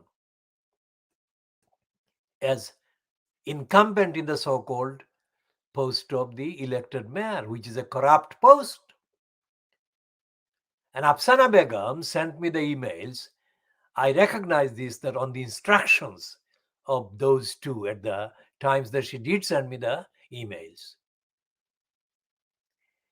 So I'm saying that she sent me the emails, but she didn't make the decision as to the contents of the email. That is my assumption. If she did make the decision, then that is the extra evidence on which she must be held accountable. But at this time, in good faith, I'm saying that Afsana Begum didn't make the decision as to what contents to put in the emails that she sent in her name to me at the time, at the times. Regardless of whether she made the decision or Ohid Ahmad made the decision or Lutfur Rahman made the decision, the fact remains that the contents of Afsana Begum's emails to me were false, misleading, untruthful, and that they actually misrepresented the actual behavior on the part of the council employees. Now, whether Afsana Begum knew all the employees concerned in the context of my communications is immaterial. My point about the housing fraud in the council is that housing fraud was continuing at the time. In my knowledge, in my experience, as well as in the knowledge and experience of those tenants, that I represented when I advocated for them before the County Court Deputy District Judge in the Bow County Court in August 2015. So, what I'm saying here is that judges, in my knowledge, are corrupt, and of course, they are guilty of other illegalities, including persistent racism. In another context, I took a member of the management committee of the Tower Hamlets Law Center to a magistrate court in the 1980s. I did that after being confidentially, if you like, made aware that that particular member of the law center was gaining illegal access to the confidential case files belonging to people who approached the law center in the 1980s, I'm talking about, for help from the law center. So when I made inquiries about whether that was happening, that particular member of the management committee saw me in the street in Tower Hamlets and made challenging remarks about my right to make that kind of inquiries. And on that basis, I took him to the court in the belief that the court would find his behavior illegal. But did they? The remarks made by the magistrate were absolutely criminal. That criminal magistrate, if he is alive and if he is watching this, must communicate to me saying, if he doesn't agree with what I'm saying, he was racist and he was a liar and he was breaking the law by challenging my right to sue that particular member of the management committee on the evidence that existed. What am I talking about?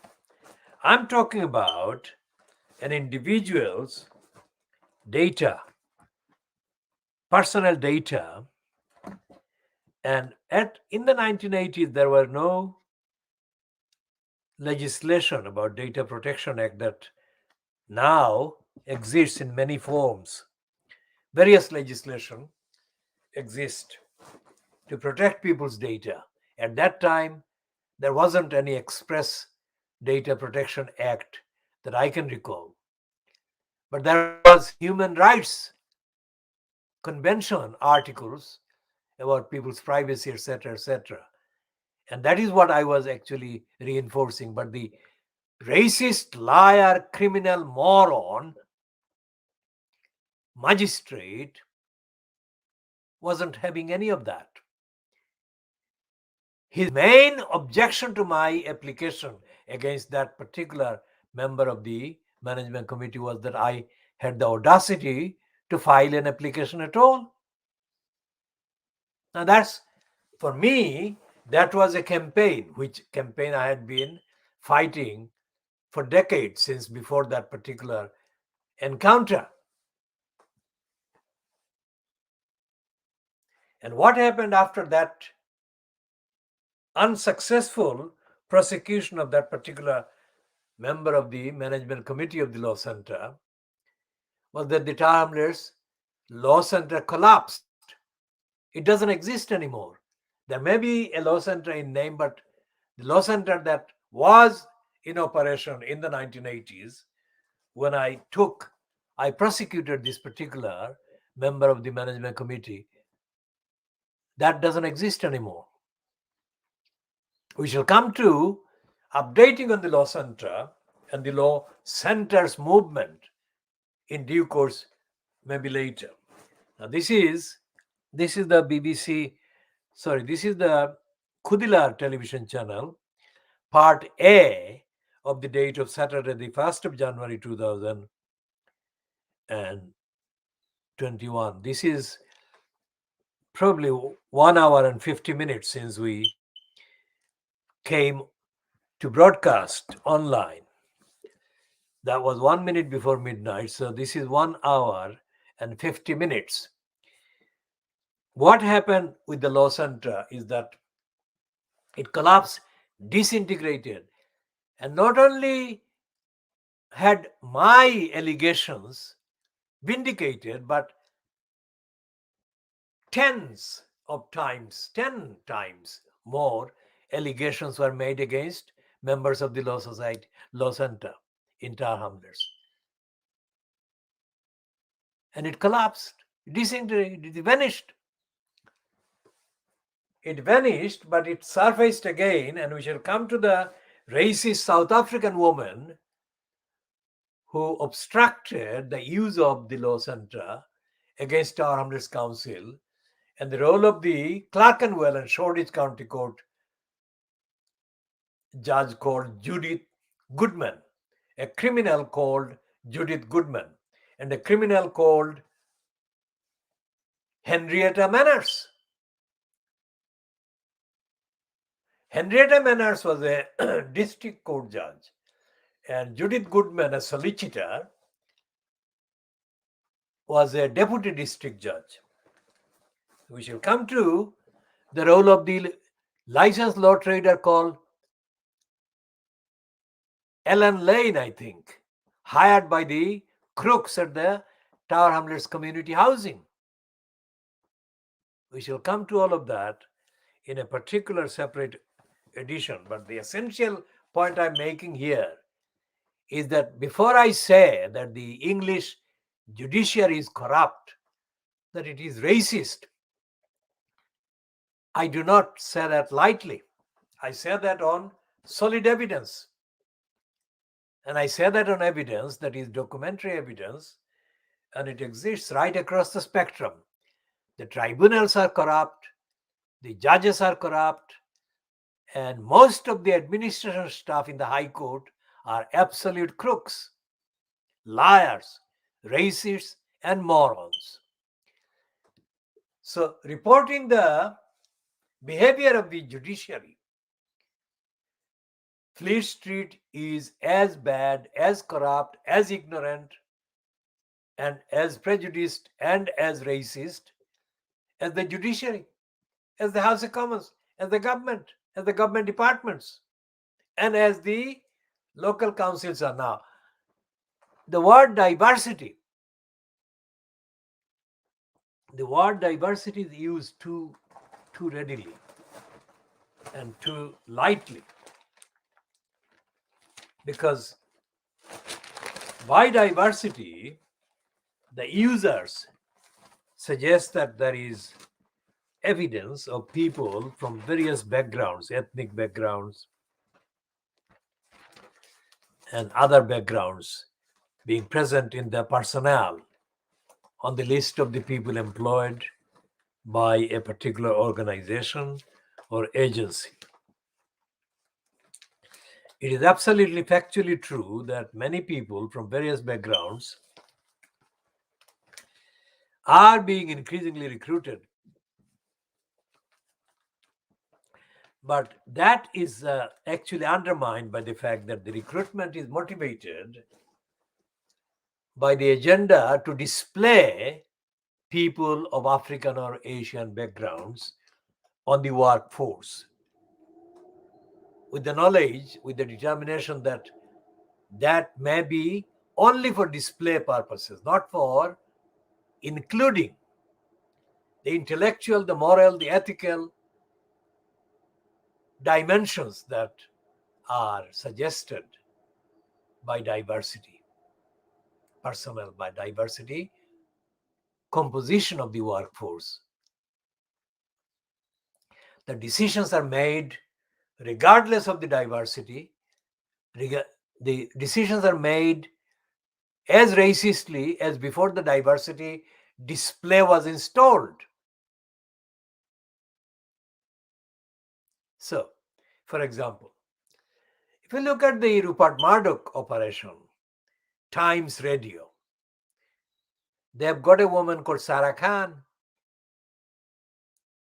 And Sarah Khan's background as an acceptable component of the UK state is that she was a commissioner allegedly against hate crime, extremism. Now, the target of extremism is not the racists. The target of extremism treatment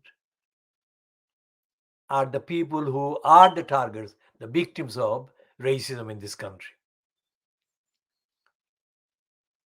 So, anyone who disagrees with me can listen to Sarah Khan and send me clear evidence, if such evidence exists based on her broadcasts, that contradicts what I'm saying evidentially. I am asserting that she is a stooge, that she is an extension of the racist status quo that can be found in other persons like Boris Johnson's Pakistan origin aide who worked with him for years before he became the elected mayor in the name of London, and who is part of his operation as the incumbent as prime minister. She is even more anti-Muslim. She is even more against victims of racism than the white anti-Muslims are, than the racists mounting habitual attacks on their victims, targets, Africans, Asians, Muslims are. So if you put her on a panel, she will look diverse. She has the telltale kind of features in her appearance that would justify her being called a diversity display. But she is more sinister against the people whose nomenclature she represents. She is more lethal and dangerous against Muslim women wearing burqas, because one of the sources for the defiance in the response by Boris Johnson to the demand that he should apologize for his remarks against Muslim women wearing burqas resembling bank robbers. One of the sources of comfort for the anti-Muslim Boris Johnson must be this woman called Mirza.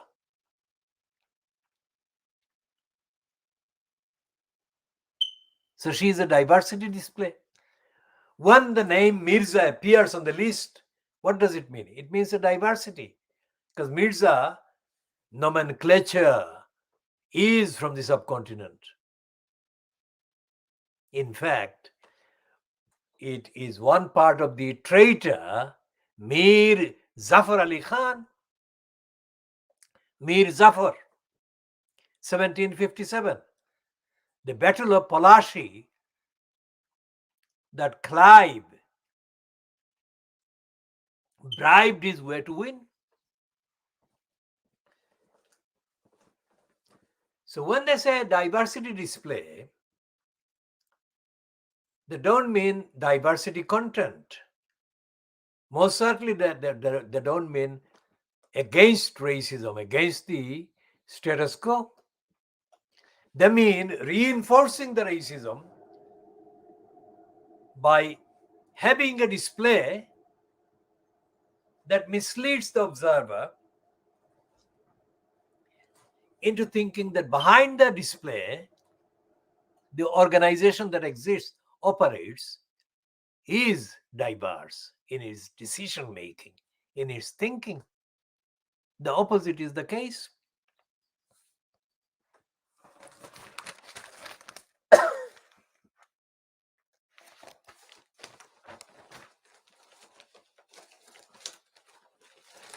Sarah Khan is one, but it's not Sarah Khan only. If you look at the composition, the diversity composition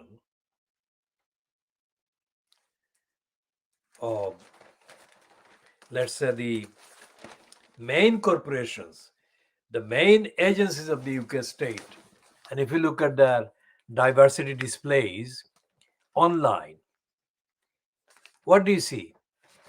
You see mainly African men, or a combination of African men and women appearing. And once you enter the thing, it's completely opposite to what appears on the kind of entrance on the website. Let's see if you can find a typical example.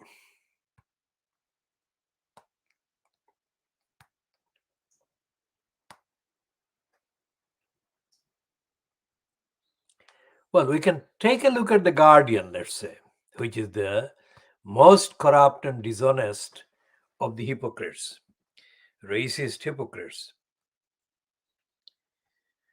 Let's say the Guardian.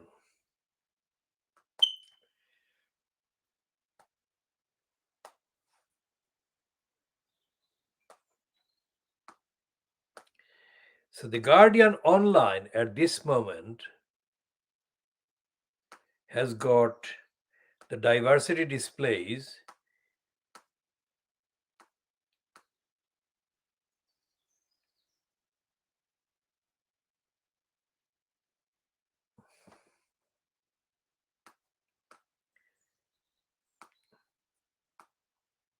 well, the current one, of course, the main coverage is, of course, led by the recent death of Desmond Tutu.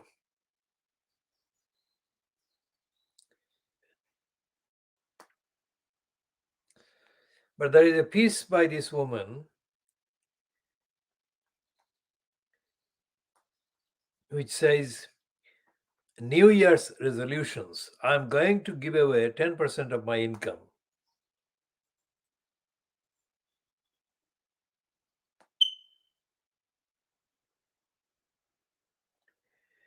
And what this particular one refers to is a woman called Natalie Evans.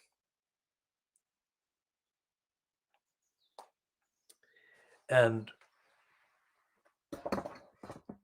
whatever Natalie Evans is saying about her giving up 10% of her income is immaterial, because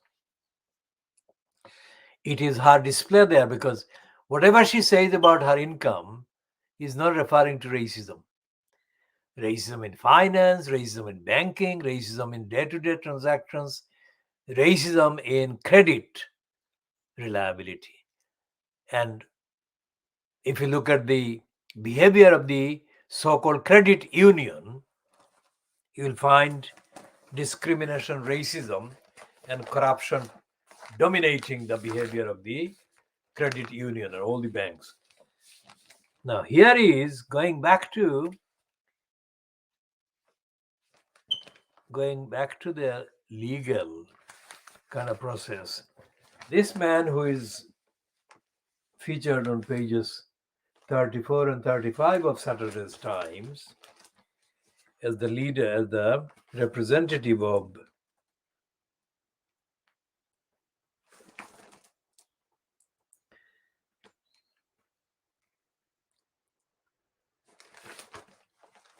this victim of child sex trafficking,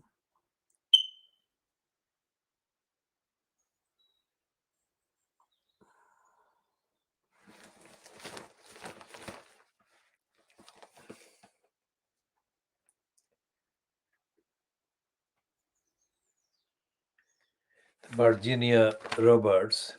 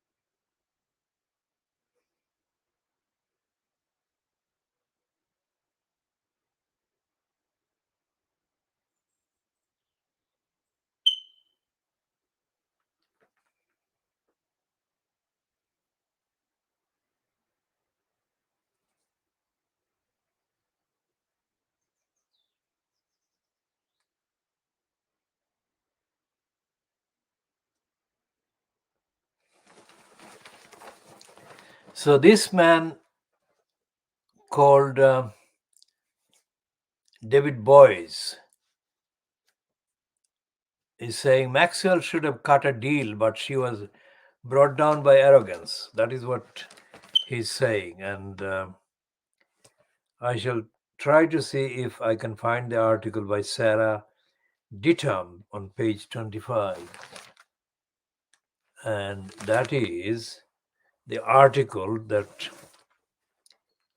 actually talks about gender and possible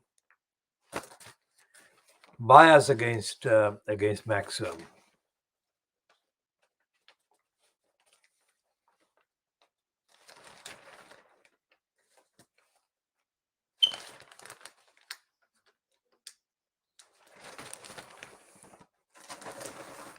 And that is the piece that is written by this woman called Sarah Dittam, who is a replacement standing in for Janice Turner, who is apparently the regular writer. Now, this is on page 25 of the Times, and it's written by a woman, and it says,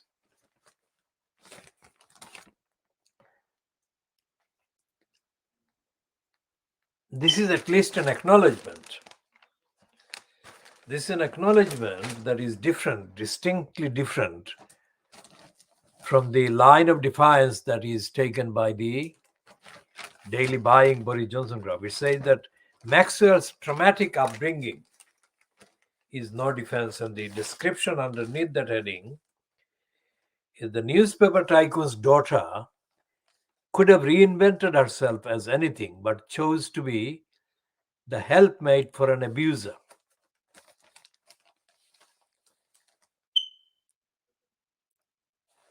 And she is highlighting this, or the editorials people highlighting this particular two parts. One is corrupt and greedy for pleasure. Epstein was a daddy substitute. This is a reference to Ghislaine Maxwell, not to Epstein. Because she was corrupt and she was greedy for pleasure. And she found in Epstein a daddy substitute, which I've referred to earlier, but I'll come over again. The men who actually raped the girls have so far slipped the net. This is what Sarah Dittam is saying. She's saying the next lineup of people who are being prepared to be prosecuted are all women. So she's suggesting that the whole process has been influenced by an anti-women agenda or narrative. So let's see some of what Sarah Dittam is saying. No one knows exactly how Jeffrey Epstein got all his money, but we know how he got his girls. Virginia Jeffrey, the most persistent and unquiet of his victims, in her demands for justice, calls it a pyramid scheme. Epstein recruited women who would recruit more women to him. Vulnerable girls, damaged girls, girls who might have flinched at a middle-aged man asking for a massage, but to let their guard down when the request came through a female intermediary. And at the top of the pyramid, level 1 of the grift, was Ghislaine Maxwell, found guilty this week of 5 charges related to grooming and trafficking girls for Epstein and his friends. Now, there is no way that this relationship could be called friendship. He was the pimp, and he was a pimp after a pimp after a pimp because of the pyramid.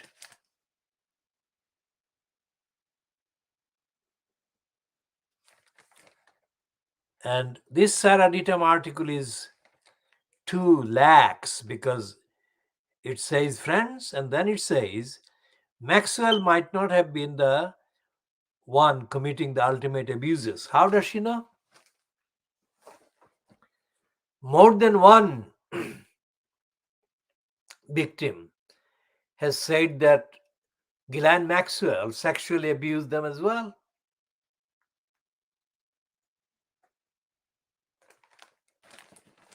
And if the article published by the Sun, Scum, we call them, but Sun for the technical reference, according to Petronella Wyatt, the way that Maxwell told her about oral sex was itself quite disturbing and disgusting. And that was not anywhere near this Virginia, Jeffrey, or the other girls. This was at a social event where Ghislaine Maxwell was probably depicted as a socialite, truthfully. That's when Ghislaine Maxwell made physical contact with Petronella Wyatt. And in the physical contact, she demonstrated how to do oral sex of one person, one version of it. That is how disgusting Ghislaine Maxwell's behavior had been. And what is Petronella Wyatt saying?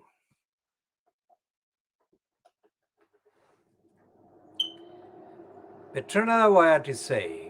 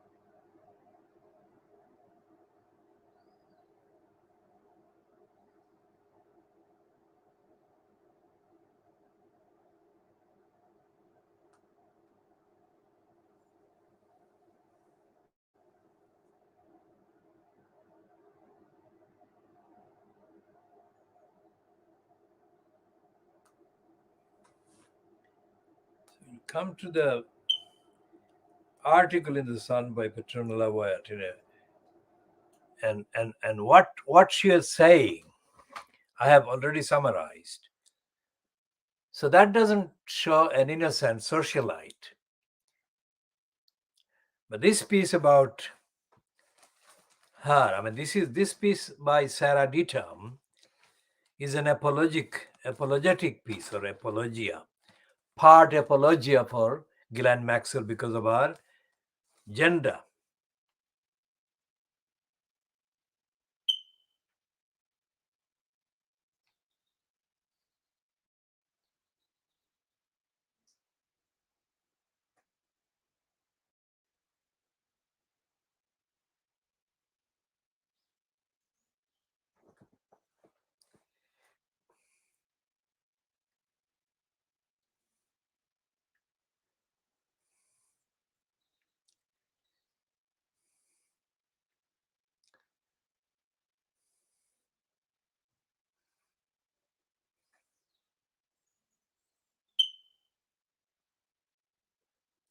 And this is a repetition of what Ghislaine's brother Ian has been saying, that because Epstein is dead, whatever the reason for his death, he cannot be held accountable for his actions. So the prosecutors, according to Ian Maxwell, which Sarah Ditum is repeating in effect, have targeted Ghislaine Maxwell and making her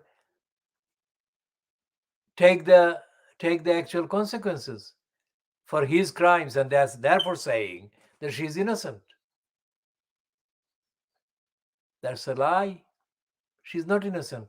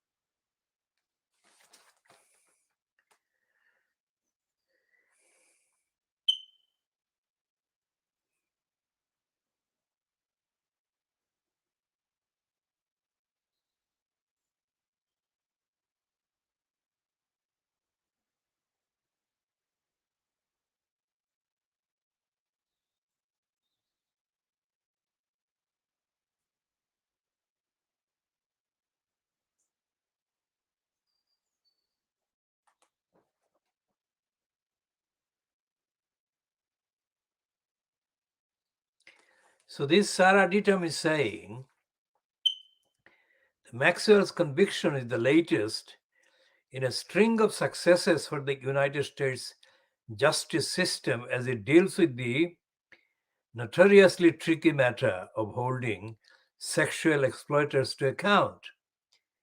They got Weinstein, they got R. Kelly, and now they've got her. It is, though, undeniably frustrating that in this case, the men who actually raped the girls have so far slipped the net. While prosecutors currently have their eye on four more female co conspirators. So the Times piece by Sarah Ditam is overly focusing on the gender of the abusers. And she's even citing Virginia Jeffrey, to support her line, this Sarah Ditam's line. There is a double standard. Jeffrey named it. One of the things that makes Maxwell seem worse to her than Epstein is that he was acting on his sick urges, as though for all his crimes he was ultimately one more piece of roadkill under the juggernaut of his libido. A man like Epstein is acting like a man. A woman like Maxwell is acting like a monster, says Sarah Ditam. But he made his choices. When he violated girls and women, he was a volunteer. Maxwell volunteered too. Out of her longing to be the favorite, she fashioned herself into the squalid madam. Out of her intimate knowledge of male gluttony and viciousness, she, Ghislaine Maxwell, turned herself into a perfect helpmeet for the gluttonous and vicious. The girl she never, the girl she was deserves pity. The woman she became deserves her punishment. Being the favorite, her mother called her spoilt, did not save Ghislaine from beatings, and being beaten did not stop her from being loyal. After her father's death in 91, when he either jumped, slipped, or in more fertile imaginations, was pushed from a yacht named the Lady Ghislaine, just before his financial misdeeds caught up with him, it was Maxwell who delivered the family's statement to the press. Maxwell, that is Ghislaine Maxwell. And she stayed loyal. A few years after her father's death, she had attached herself to Epstein, and she could not have found a better daddy substitute.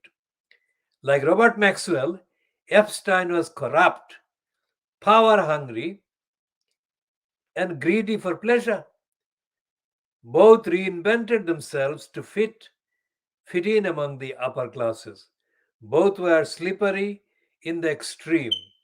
And in the most remarkable parallel, Epstein also managed to die in clouded circumstances just before his crimes caught up with him. In 2019, while awaiting trial on sex trafficking charges, Epstein hanged himself. Now, this is disputed, and I think the dispute is correct. If you believe the official account, which many don't, some, like the journalist Julie K. Brown, who reported extensively on his case, think there are still questions to be answered about his death. Epstein's friendship with powerful men such as Donald Trump, Bill Clinton, and of course Prince Andrew gave rise to the febrile conspiracy theories. Now, why is she dismissing the conspiracy theories as febrile? So this Sarah Dittam, who is standing in for Janice Turner, is overly opportunistic in that piece anyway, or her piece has been overly edited by whoever is editing or responsible for the editorial decisions covering her piece.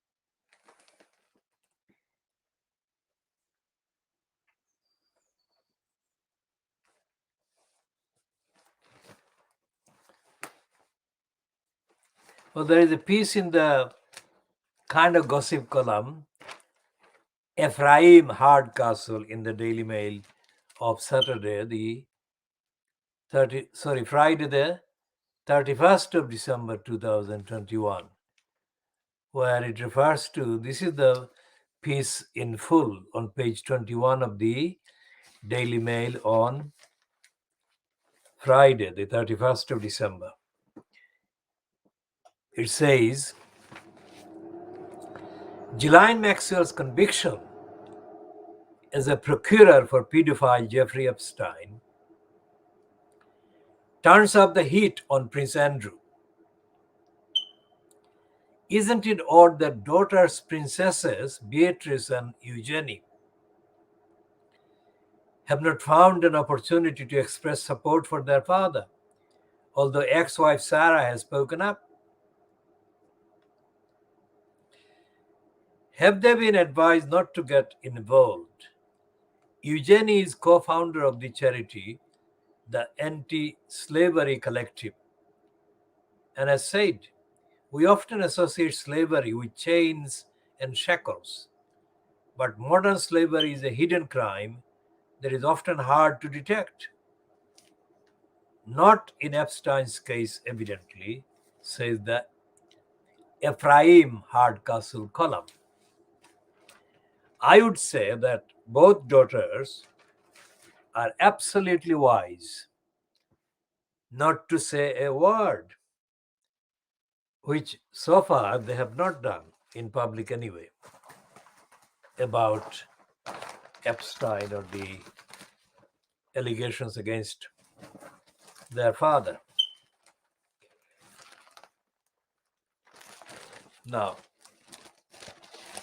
the Daily Mail has got another woman pictured on the front page that refers to Andrew's involvement in the Epstein crimes.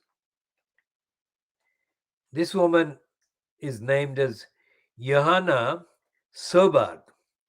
She saw Prince with Virginia Roberts, but she didn't not only see, she was actually raped, or she was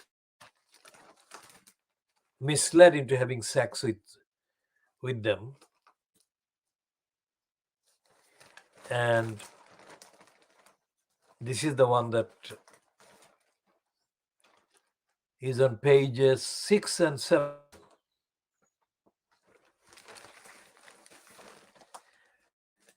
Working just miles from Epstein's Palm Beach house of sin, the Daily Mail finds figure in a case against Andrew. It's salon boss who saw Duke with sex accuser. Now, the actual piece says that she slept with who? Let's see where it says, because I have read it probably online, but let's see if it says it in the print version.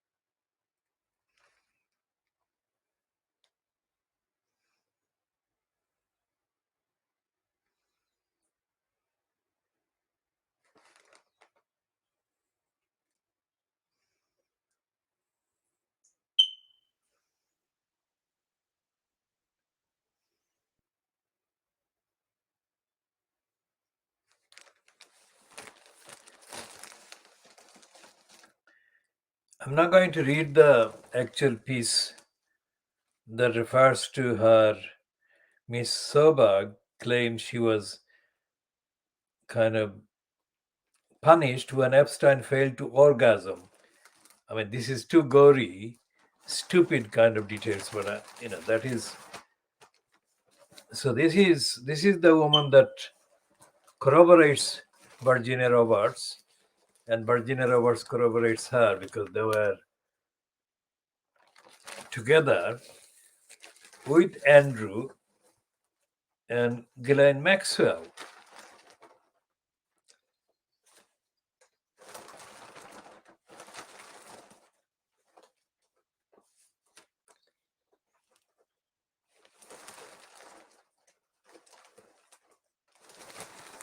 And as the Daily Mail says, this is the piece. The pages 10 and 11 of the Daily Mail of Friday the 31st of December, not Saturday the 1st of January, but this is the one. So there is absolutely no evidence that Andrew cannot sweat. I mean, that was the claim on his behalf in response to Virginia Roberts' claim that he raped her in London.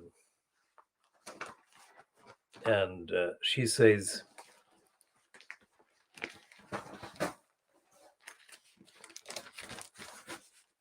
she now says through her lawyers, because he said that he couldn't sweat because he doesn't have the ability physically to sweat. Now, she has demanded to see documentary evidence that he cannot really sweat. The reason why there is any reference to sweating at all is because in her description of being raped by Andrew, she has referred to him sweating while he was raping her. So that's the very central kind of evidential demand that she is making. This is the demand that she has made.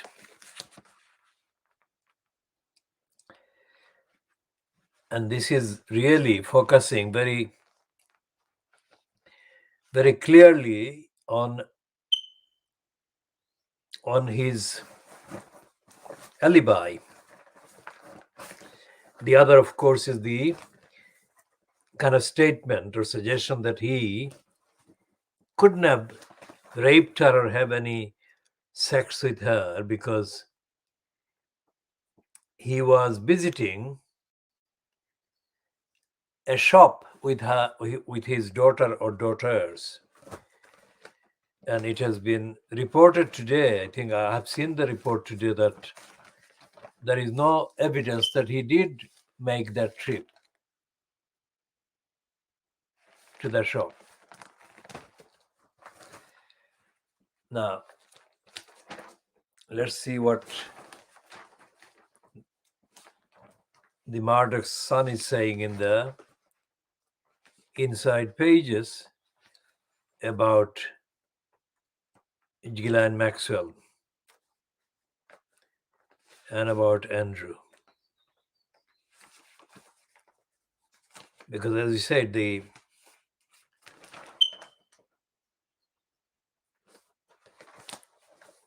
Fleet Street is not telling the truth about the trial whatsoever, because whatever they say, they contradict it, like this Sarah Dittam piece about Maxwell. So here is the two-page spread on the Sun of the 1st of January 2022, which is the date of this broadcast. We didn't broadcast any edition on Friday, the 31st of December 2021, because of, as I said, logistical reasons, but this is the one that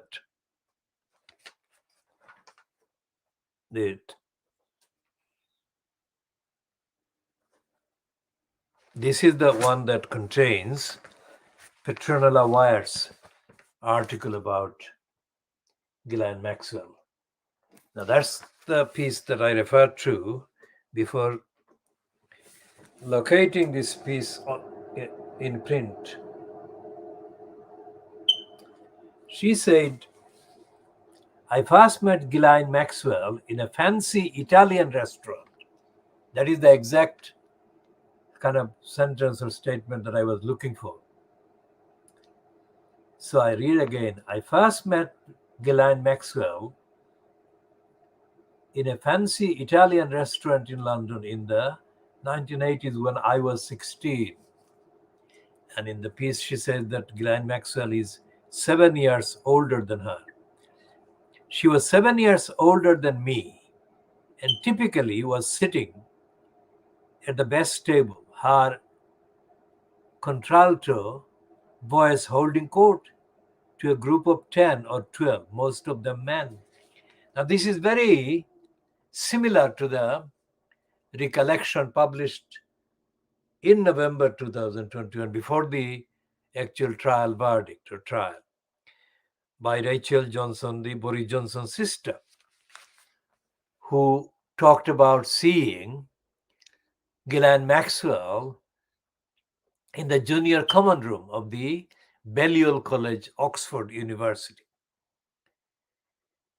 And as is typical of the recollections industry that she has set up, Rachel Johnson refers to her brother, either the mayor of London or the prime minister. This is her selling point. And she referred to her brother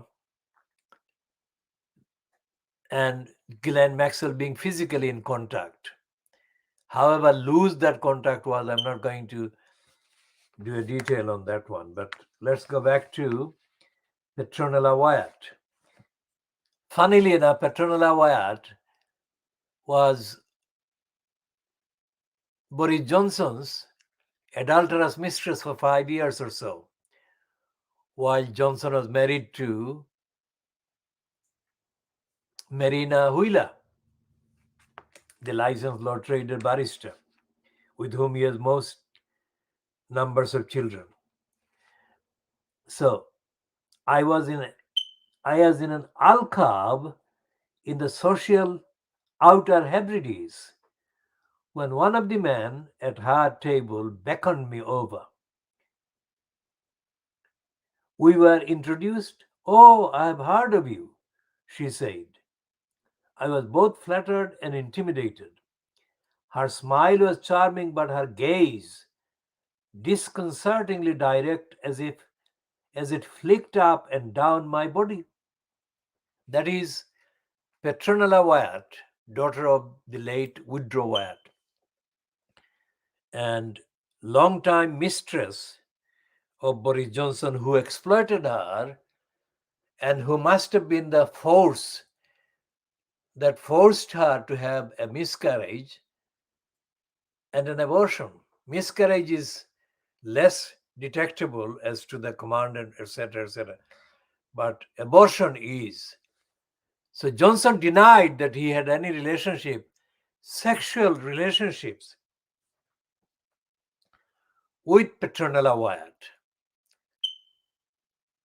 which fact became public only after Petronella Wyatt's mother made a statement following questions from journalists, thus leaving Petronella Wyatt unable to deny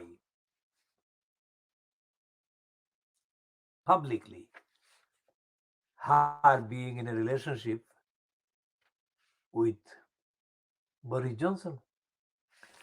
And in this piece, Petrona Wyatt also says that Ghislaine Maxwell had the behavior or the impression, gave the impression of being like a geisha. Geisha, you look it up, the Japanese geisha.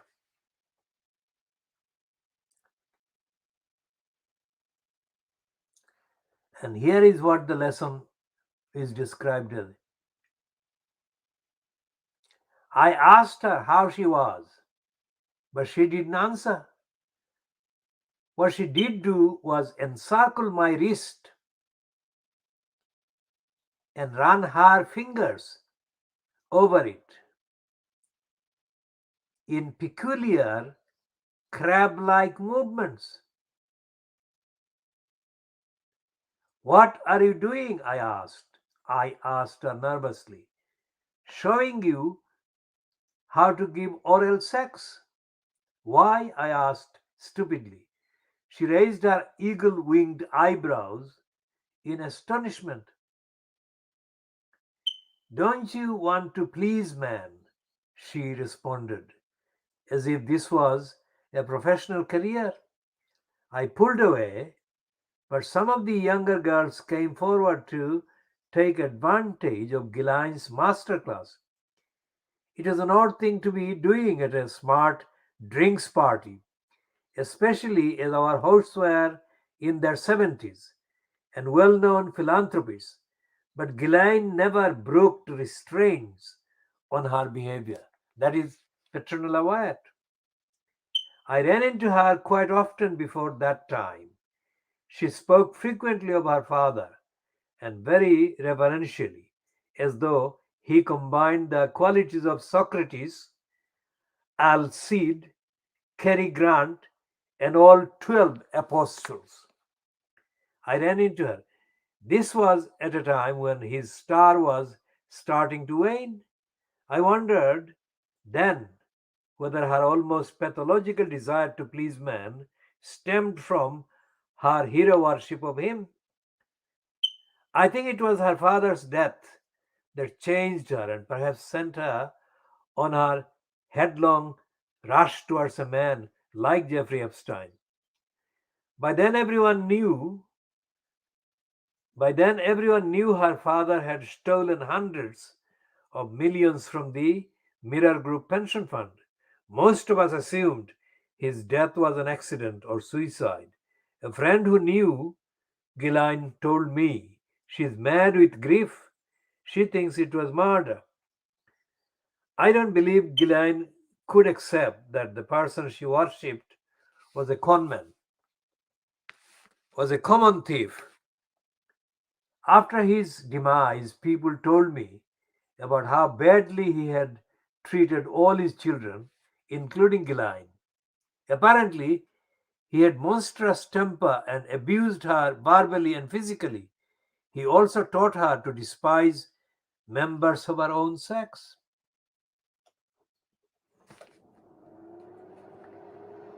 After his death, I had heard Ghislaine moved to New York and was cutting quite a swath. Her close friends had stuck by her, and she had been introduced to an impressive array of Americans, including the Clintons and Donald Trump.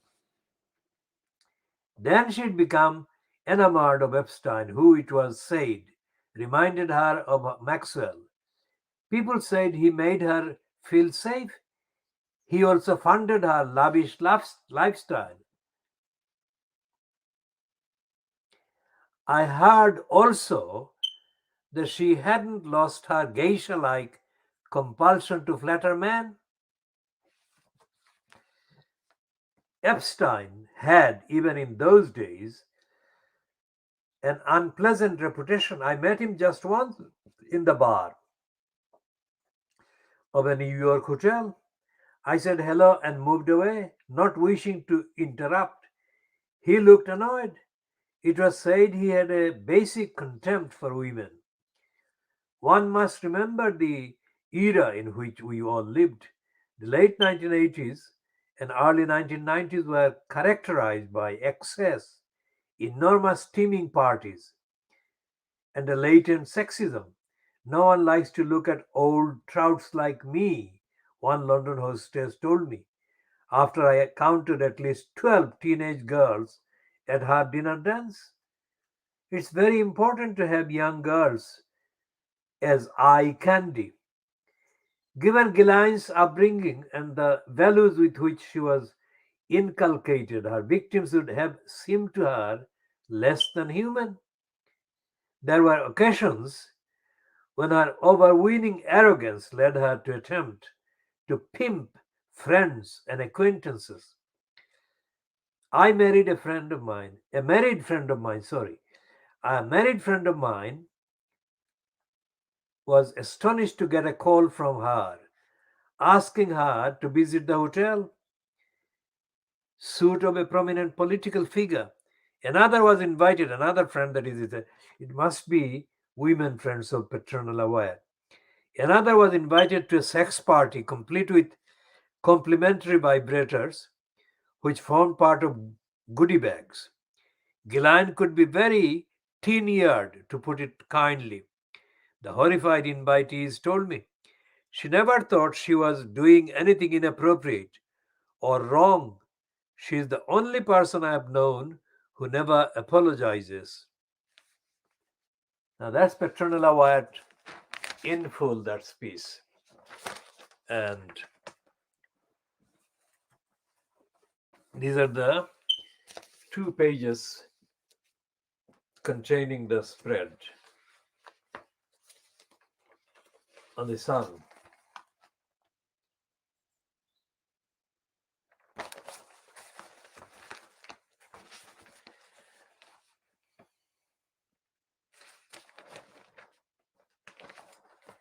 Now, there is this reference to geishas. So, what are the geishas in Japan?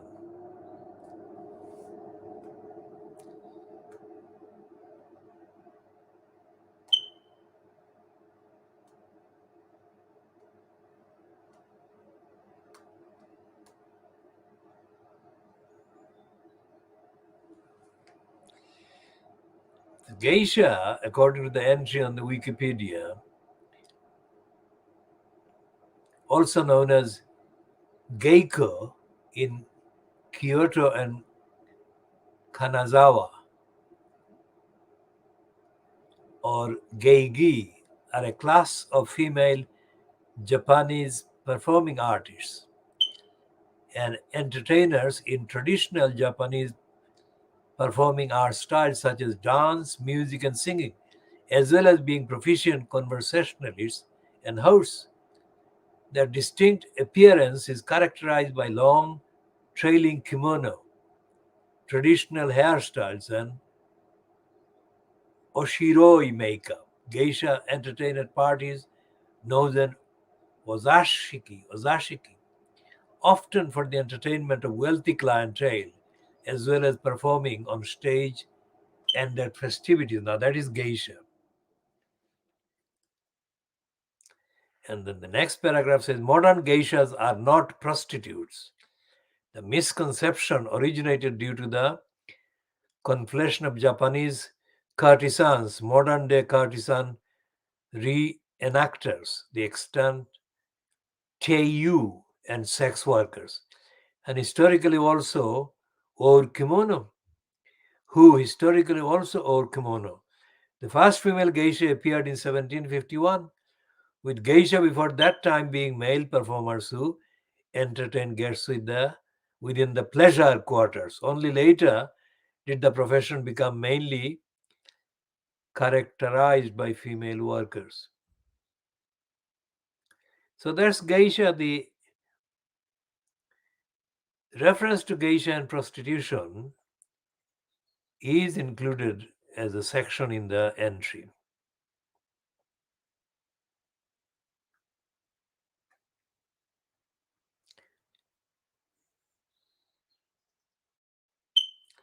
So the geishas are mixed because although they have been forbidden from receiving payment for sex since its inception, it doesn't deny the fact that they have had sex or they have been open to sex, or the geisha performance has been linked to sex with their clients. So, despite this forbidden kind of rule from the beginning, from the inception, some geishas have historically engaged in prostitution, either through personal choice or through coercion and at times force. Now, what is Petronella Wyatt meaning is not clear because she didn't elaborate. She referred to geisha, which is strong enough a suggestion. She says geisha like compulsion to flatter man.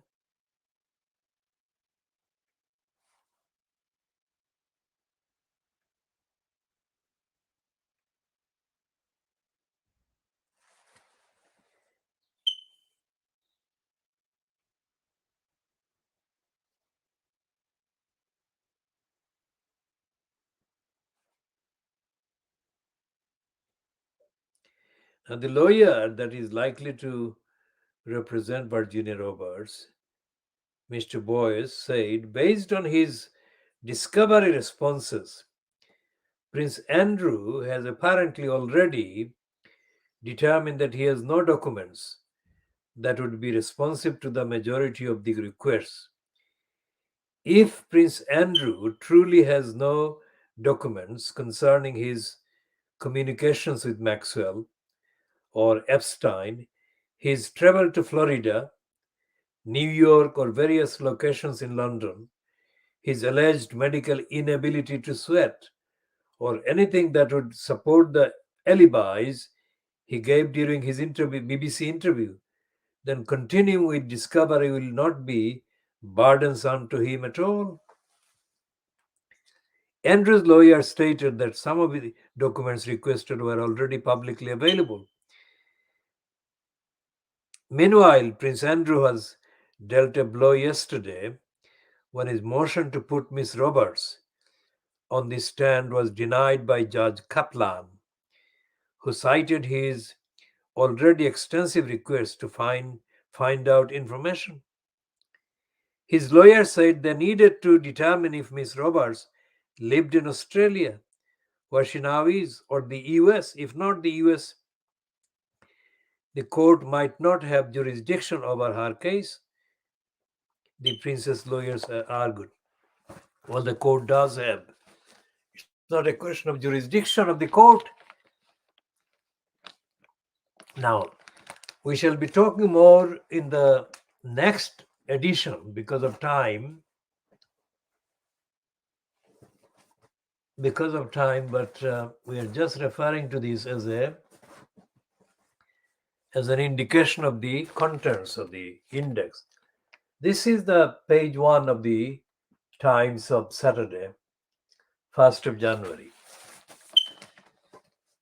2022, which says visa deal to lure India. Relaxed immigration rules could allow thousands to move from subcontinent. Now, this is too serious and too full of potential contradictions about Boris Johnson's regime and especially the behavior and the policy being pursued by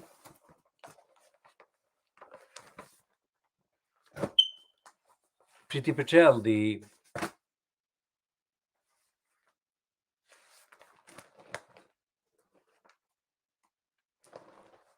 Home Secretary, who is in charge of policy about immigration and migration. So together with the Hong Kong millions, 3 millions from Hong Kong, and now this is the deal to lure India. Lure India means that it is much more than 3 million. So we shall be looking at that extensively in the context of the attacks on Belgium, where migrants are in a camp that the Belgians have set up. And according to the daily Boris Johnson graph, the migrants are on their way to or waiting to be allowed to enter the UK. Now, here is the piece that I was looking for, and I think it was not in the Daily Mail of Friday, it's the Daily Mail of Saturday, the 1st of January 2020. The heading is "The Guilt and Horror of Learning My Little Girl's Cleaning Job Was Cash for Being Abused" by mother of victim whose court testimony saw Maxwell convicted. And this is an interview by Stephen Wright, associate editor. And this is the one that actually has the kind of details about 4 more Epstein aides face questions after US trial. So these women are listed as Sarah Kellen, Adriana Ross, Nadia Marchinkova, Leslie Groff. Now these women, prosecutors in the US are under pressure to put other women suspected of sex trafficking for Jeffrey Epstein on trial after Maxwell's conviction. After he committed suicide in jail in 2019, the authorities turned their attention to others named by his victims, starting with Maxwell. Now, 4 women previously granted immunity from prosecution face an uncertain future. They are Sarah Kellen, Nadia Marchinkova, Adriana Ross, and Leslie Groff.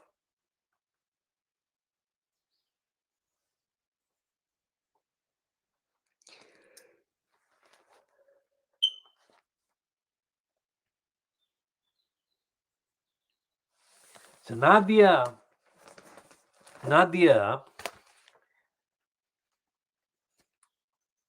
Marchinkova is described as follows. According to police documents from the 2005 inquiry in Palm Beach, Epstein once boasted, that he bragged, Nadia was his sex slave he had bought from her family in the former Yugoslavia when she was 15. Miss Marchinkova is alleged to have taken part in sexual encounters with underage girls. She visited him 67 times in prison, while he was serving 13 months in jail in 2008 for having sex with girls. She is now 36 and is a pilot who goes by the name Global Girl, offering flying lessons. Her lawyer says she was a victim and not an abuser or recruiter. Well, this will be an odd kind of matching or comparison between his bragging that he bought her from her parents when she was 15. Well, he bought her for only one reason. Now, this is the piece that I shall kind of discuss a bit about the mother, that mother of the victim whose court testimony saw Maxwell convicted. Maxwell meaning Ghislaine Maxwell. Too many Maxwells in the list of references. Dorothy, presumably this is not her real name, but anyway. Dorothy smiles fondly at the photograph of her daughter, Caroline. The image radiates innocence, joy, and hope, and she treasures it as a reminder of happier times. The picture was taken in New York about 25 years ago, on the day of Caroline's first communion, aged 8 years and wearing the traditional white dress and veil. She was so excited, remembers Dorothy. Caroline went to a Catholic school and we went to church every Sunday. We had a big communion party, a big celebration. She was so pretty, adds her mother proudly, that she had already competed in a string of beauty pageants. My daughter was beautiful. She was gorgeous. She won trophies, she had ribbons. But within 6 years of that photograph being taken, Caroline, who is going by only her first name instead of a pseudonym, had become a human sex toy. Her trust and body violated in the most appalling ways imaginable by Jeffrey Epstein and Ghislaine Maxwell, as they drew her into their sick pyramid scheme of abuse. Dorothy, then a hard-working single mother of three who had moved her family from New York to Florida, thought her 14-year-old daughter was topping up her pocket money by cleaning a house for a wealthy man who lived in a mansion in Palm Beach. Now, how criminal and how cruel and how evil. In reality, Carolina is being paid $300 a time to give Epstein sexualized massages, while similar sums were offered to her to find other underage girls for the same purpose. Today, in the aftermath of the Maxwell trial, Dorothy is once more asking questions that have haunted her for a long time. How could she not have known that her teenage daughter was being subjected to such degradation over 4 years? It makes me feel horrible. It makes me ask, what did I do wrong? She says. Could I not have protected her better? It is the natural reaction of any parent who feels they've let down their child. Dorothy and Caroline were close and the family was tight knit until Caroline fell victim to Epstein and Maxwell. More than 2 decades on, 34-year-old Caroline's ordeal has left her addicted to drugs and suffering mental health problems. The horror of her time in Epstein's house of sin, which she tried to bury, has been reawakened by the trial in which she testified against the British ex socialite. Now, he said that Stephen Wright's piece says the British ex socialite, unlike the daily buying, bribing Boris Johnson graphs, socialite outraged. Caroline's evidence underpinned four of the six charges against Maxwell, putting enormous pressure on her as a crucial prosecution witness. It's a responsibility that she has found almost impossible to bear, her mother says.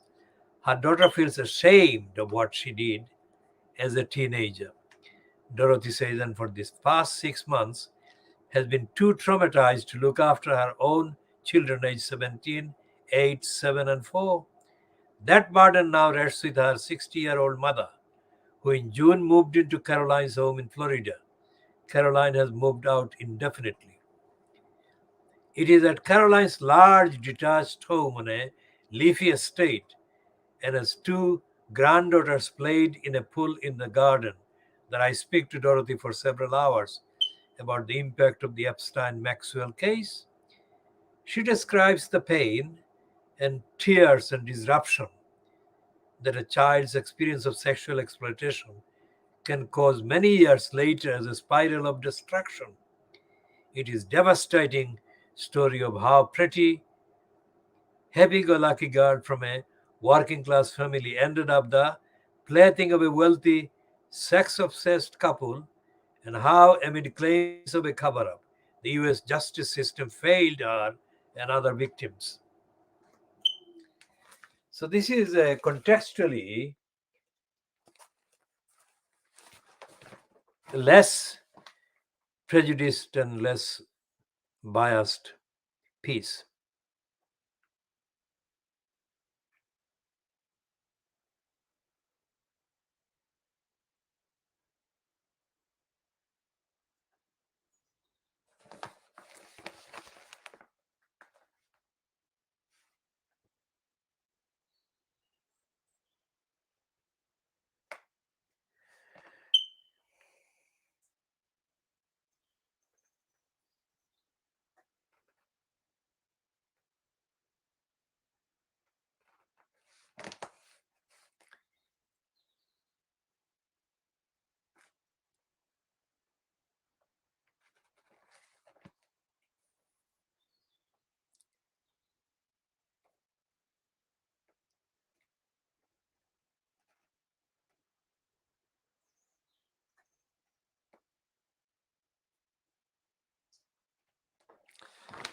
Now, this Stephen Wright piece says, we meet days after Caroline has testified in the New York court against Maxwell.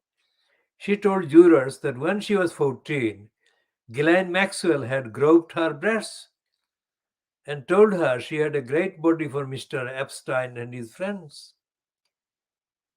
How dreadful. Maxwell frequently summoned her for sex with Epstein, she said, and claimed that she had been recruited for the abuse by her then friend, Virginia Roberts, now Virginia Roberts' giraffe, Jeffrey, the woman who has accused Prince Andrew of rape, which he strenuously denies. So Virginia Roberts is also part of the recruiters.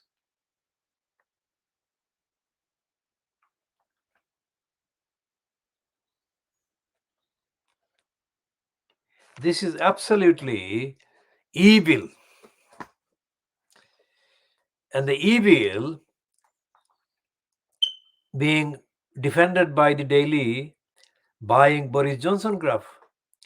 So we shall be ending this particular part A, at probably just over 3 hours, at 03:08 hours GMT, on Sunday, the 2nd of December 2022, 2nd of January 2022. This is the period of the new year that presents problems about the month and the date and the year. So I say that again, 03:08 hours GMT on Sunday, the 2nd of January 2022. This is the end of the KhoodeelaarTV television channel, looking extensively at the Fleet Street coverage and cover of the Ghislaine Maxwell conviction, which also contains a detailed reference, updated reference to the corruption, criminality, racism, and prostitution by the English judiciary.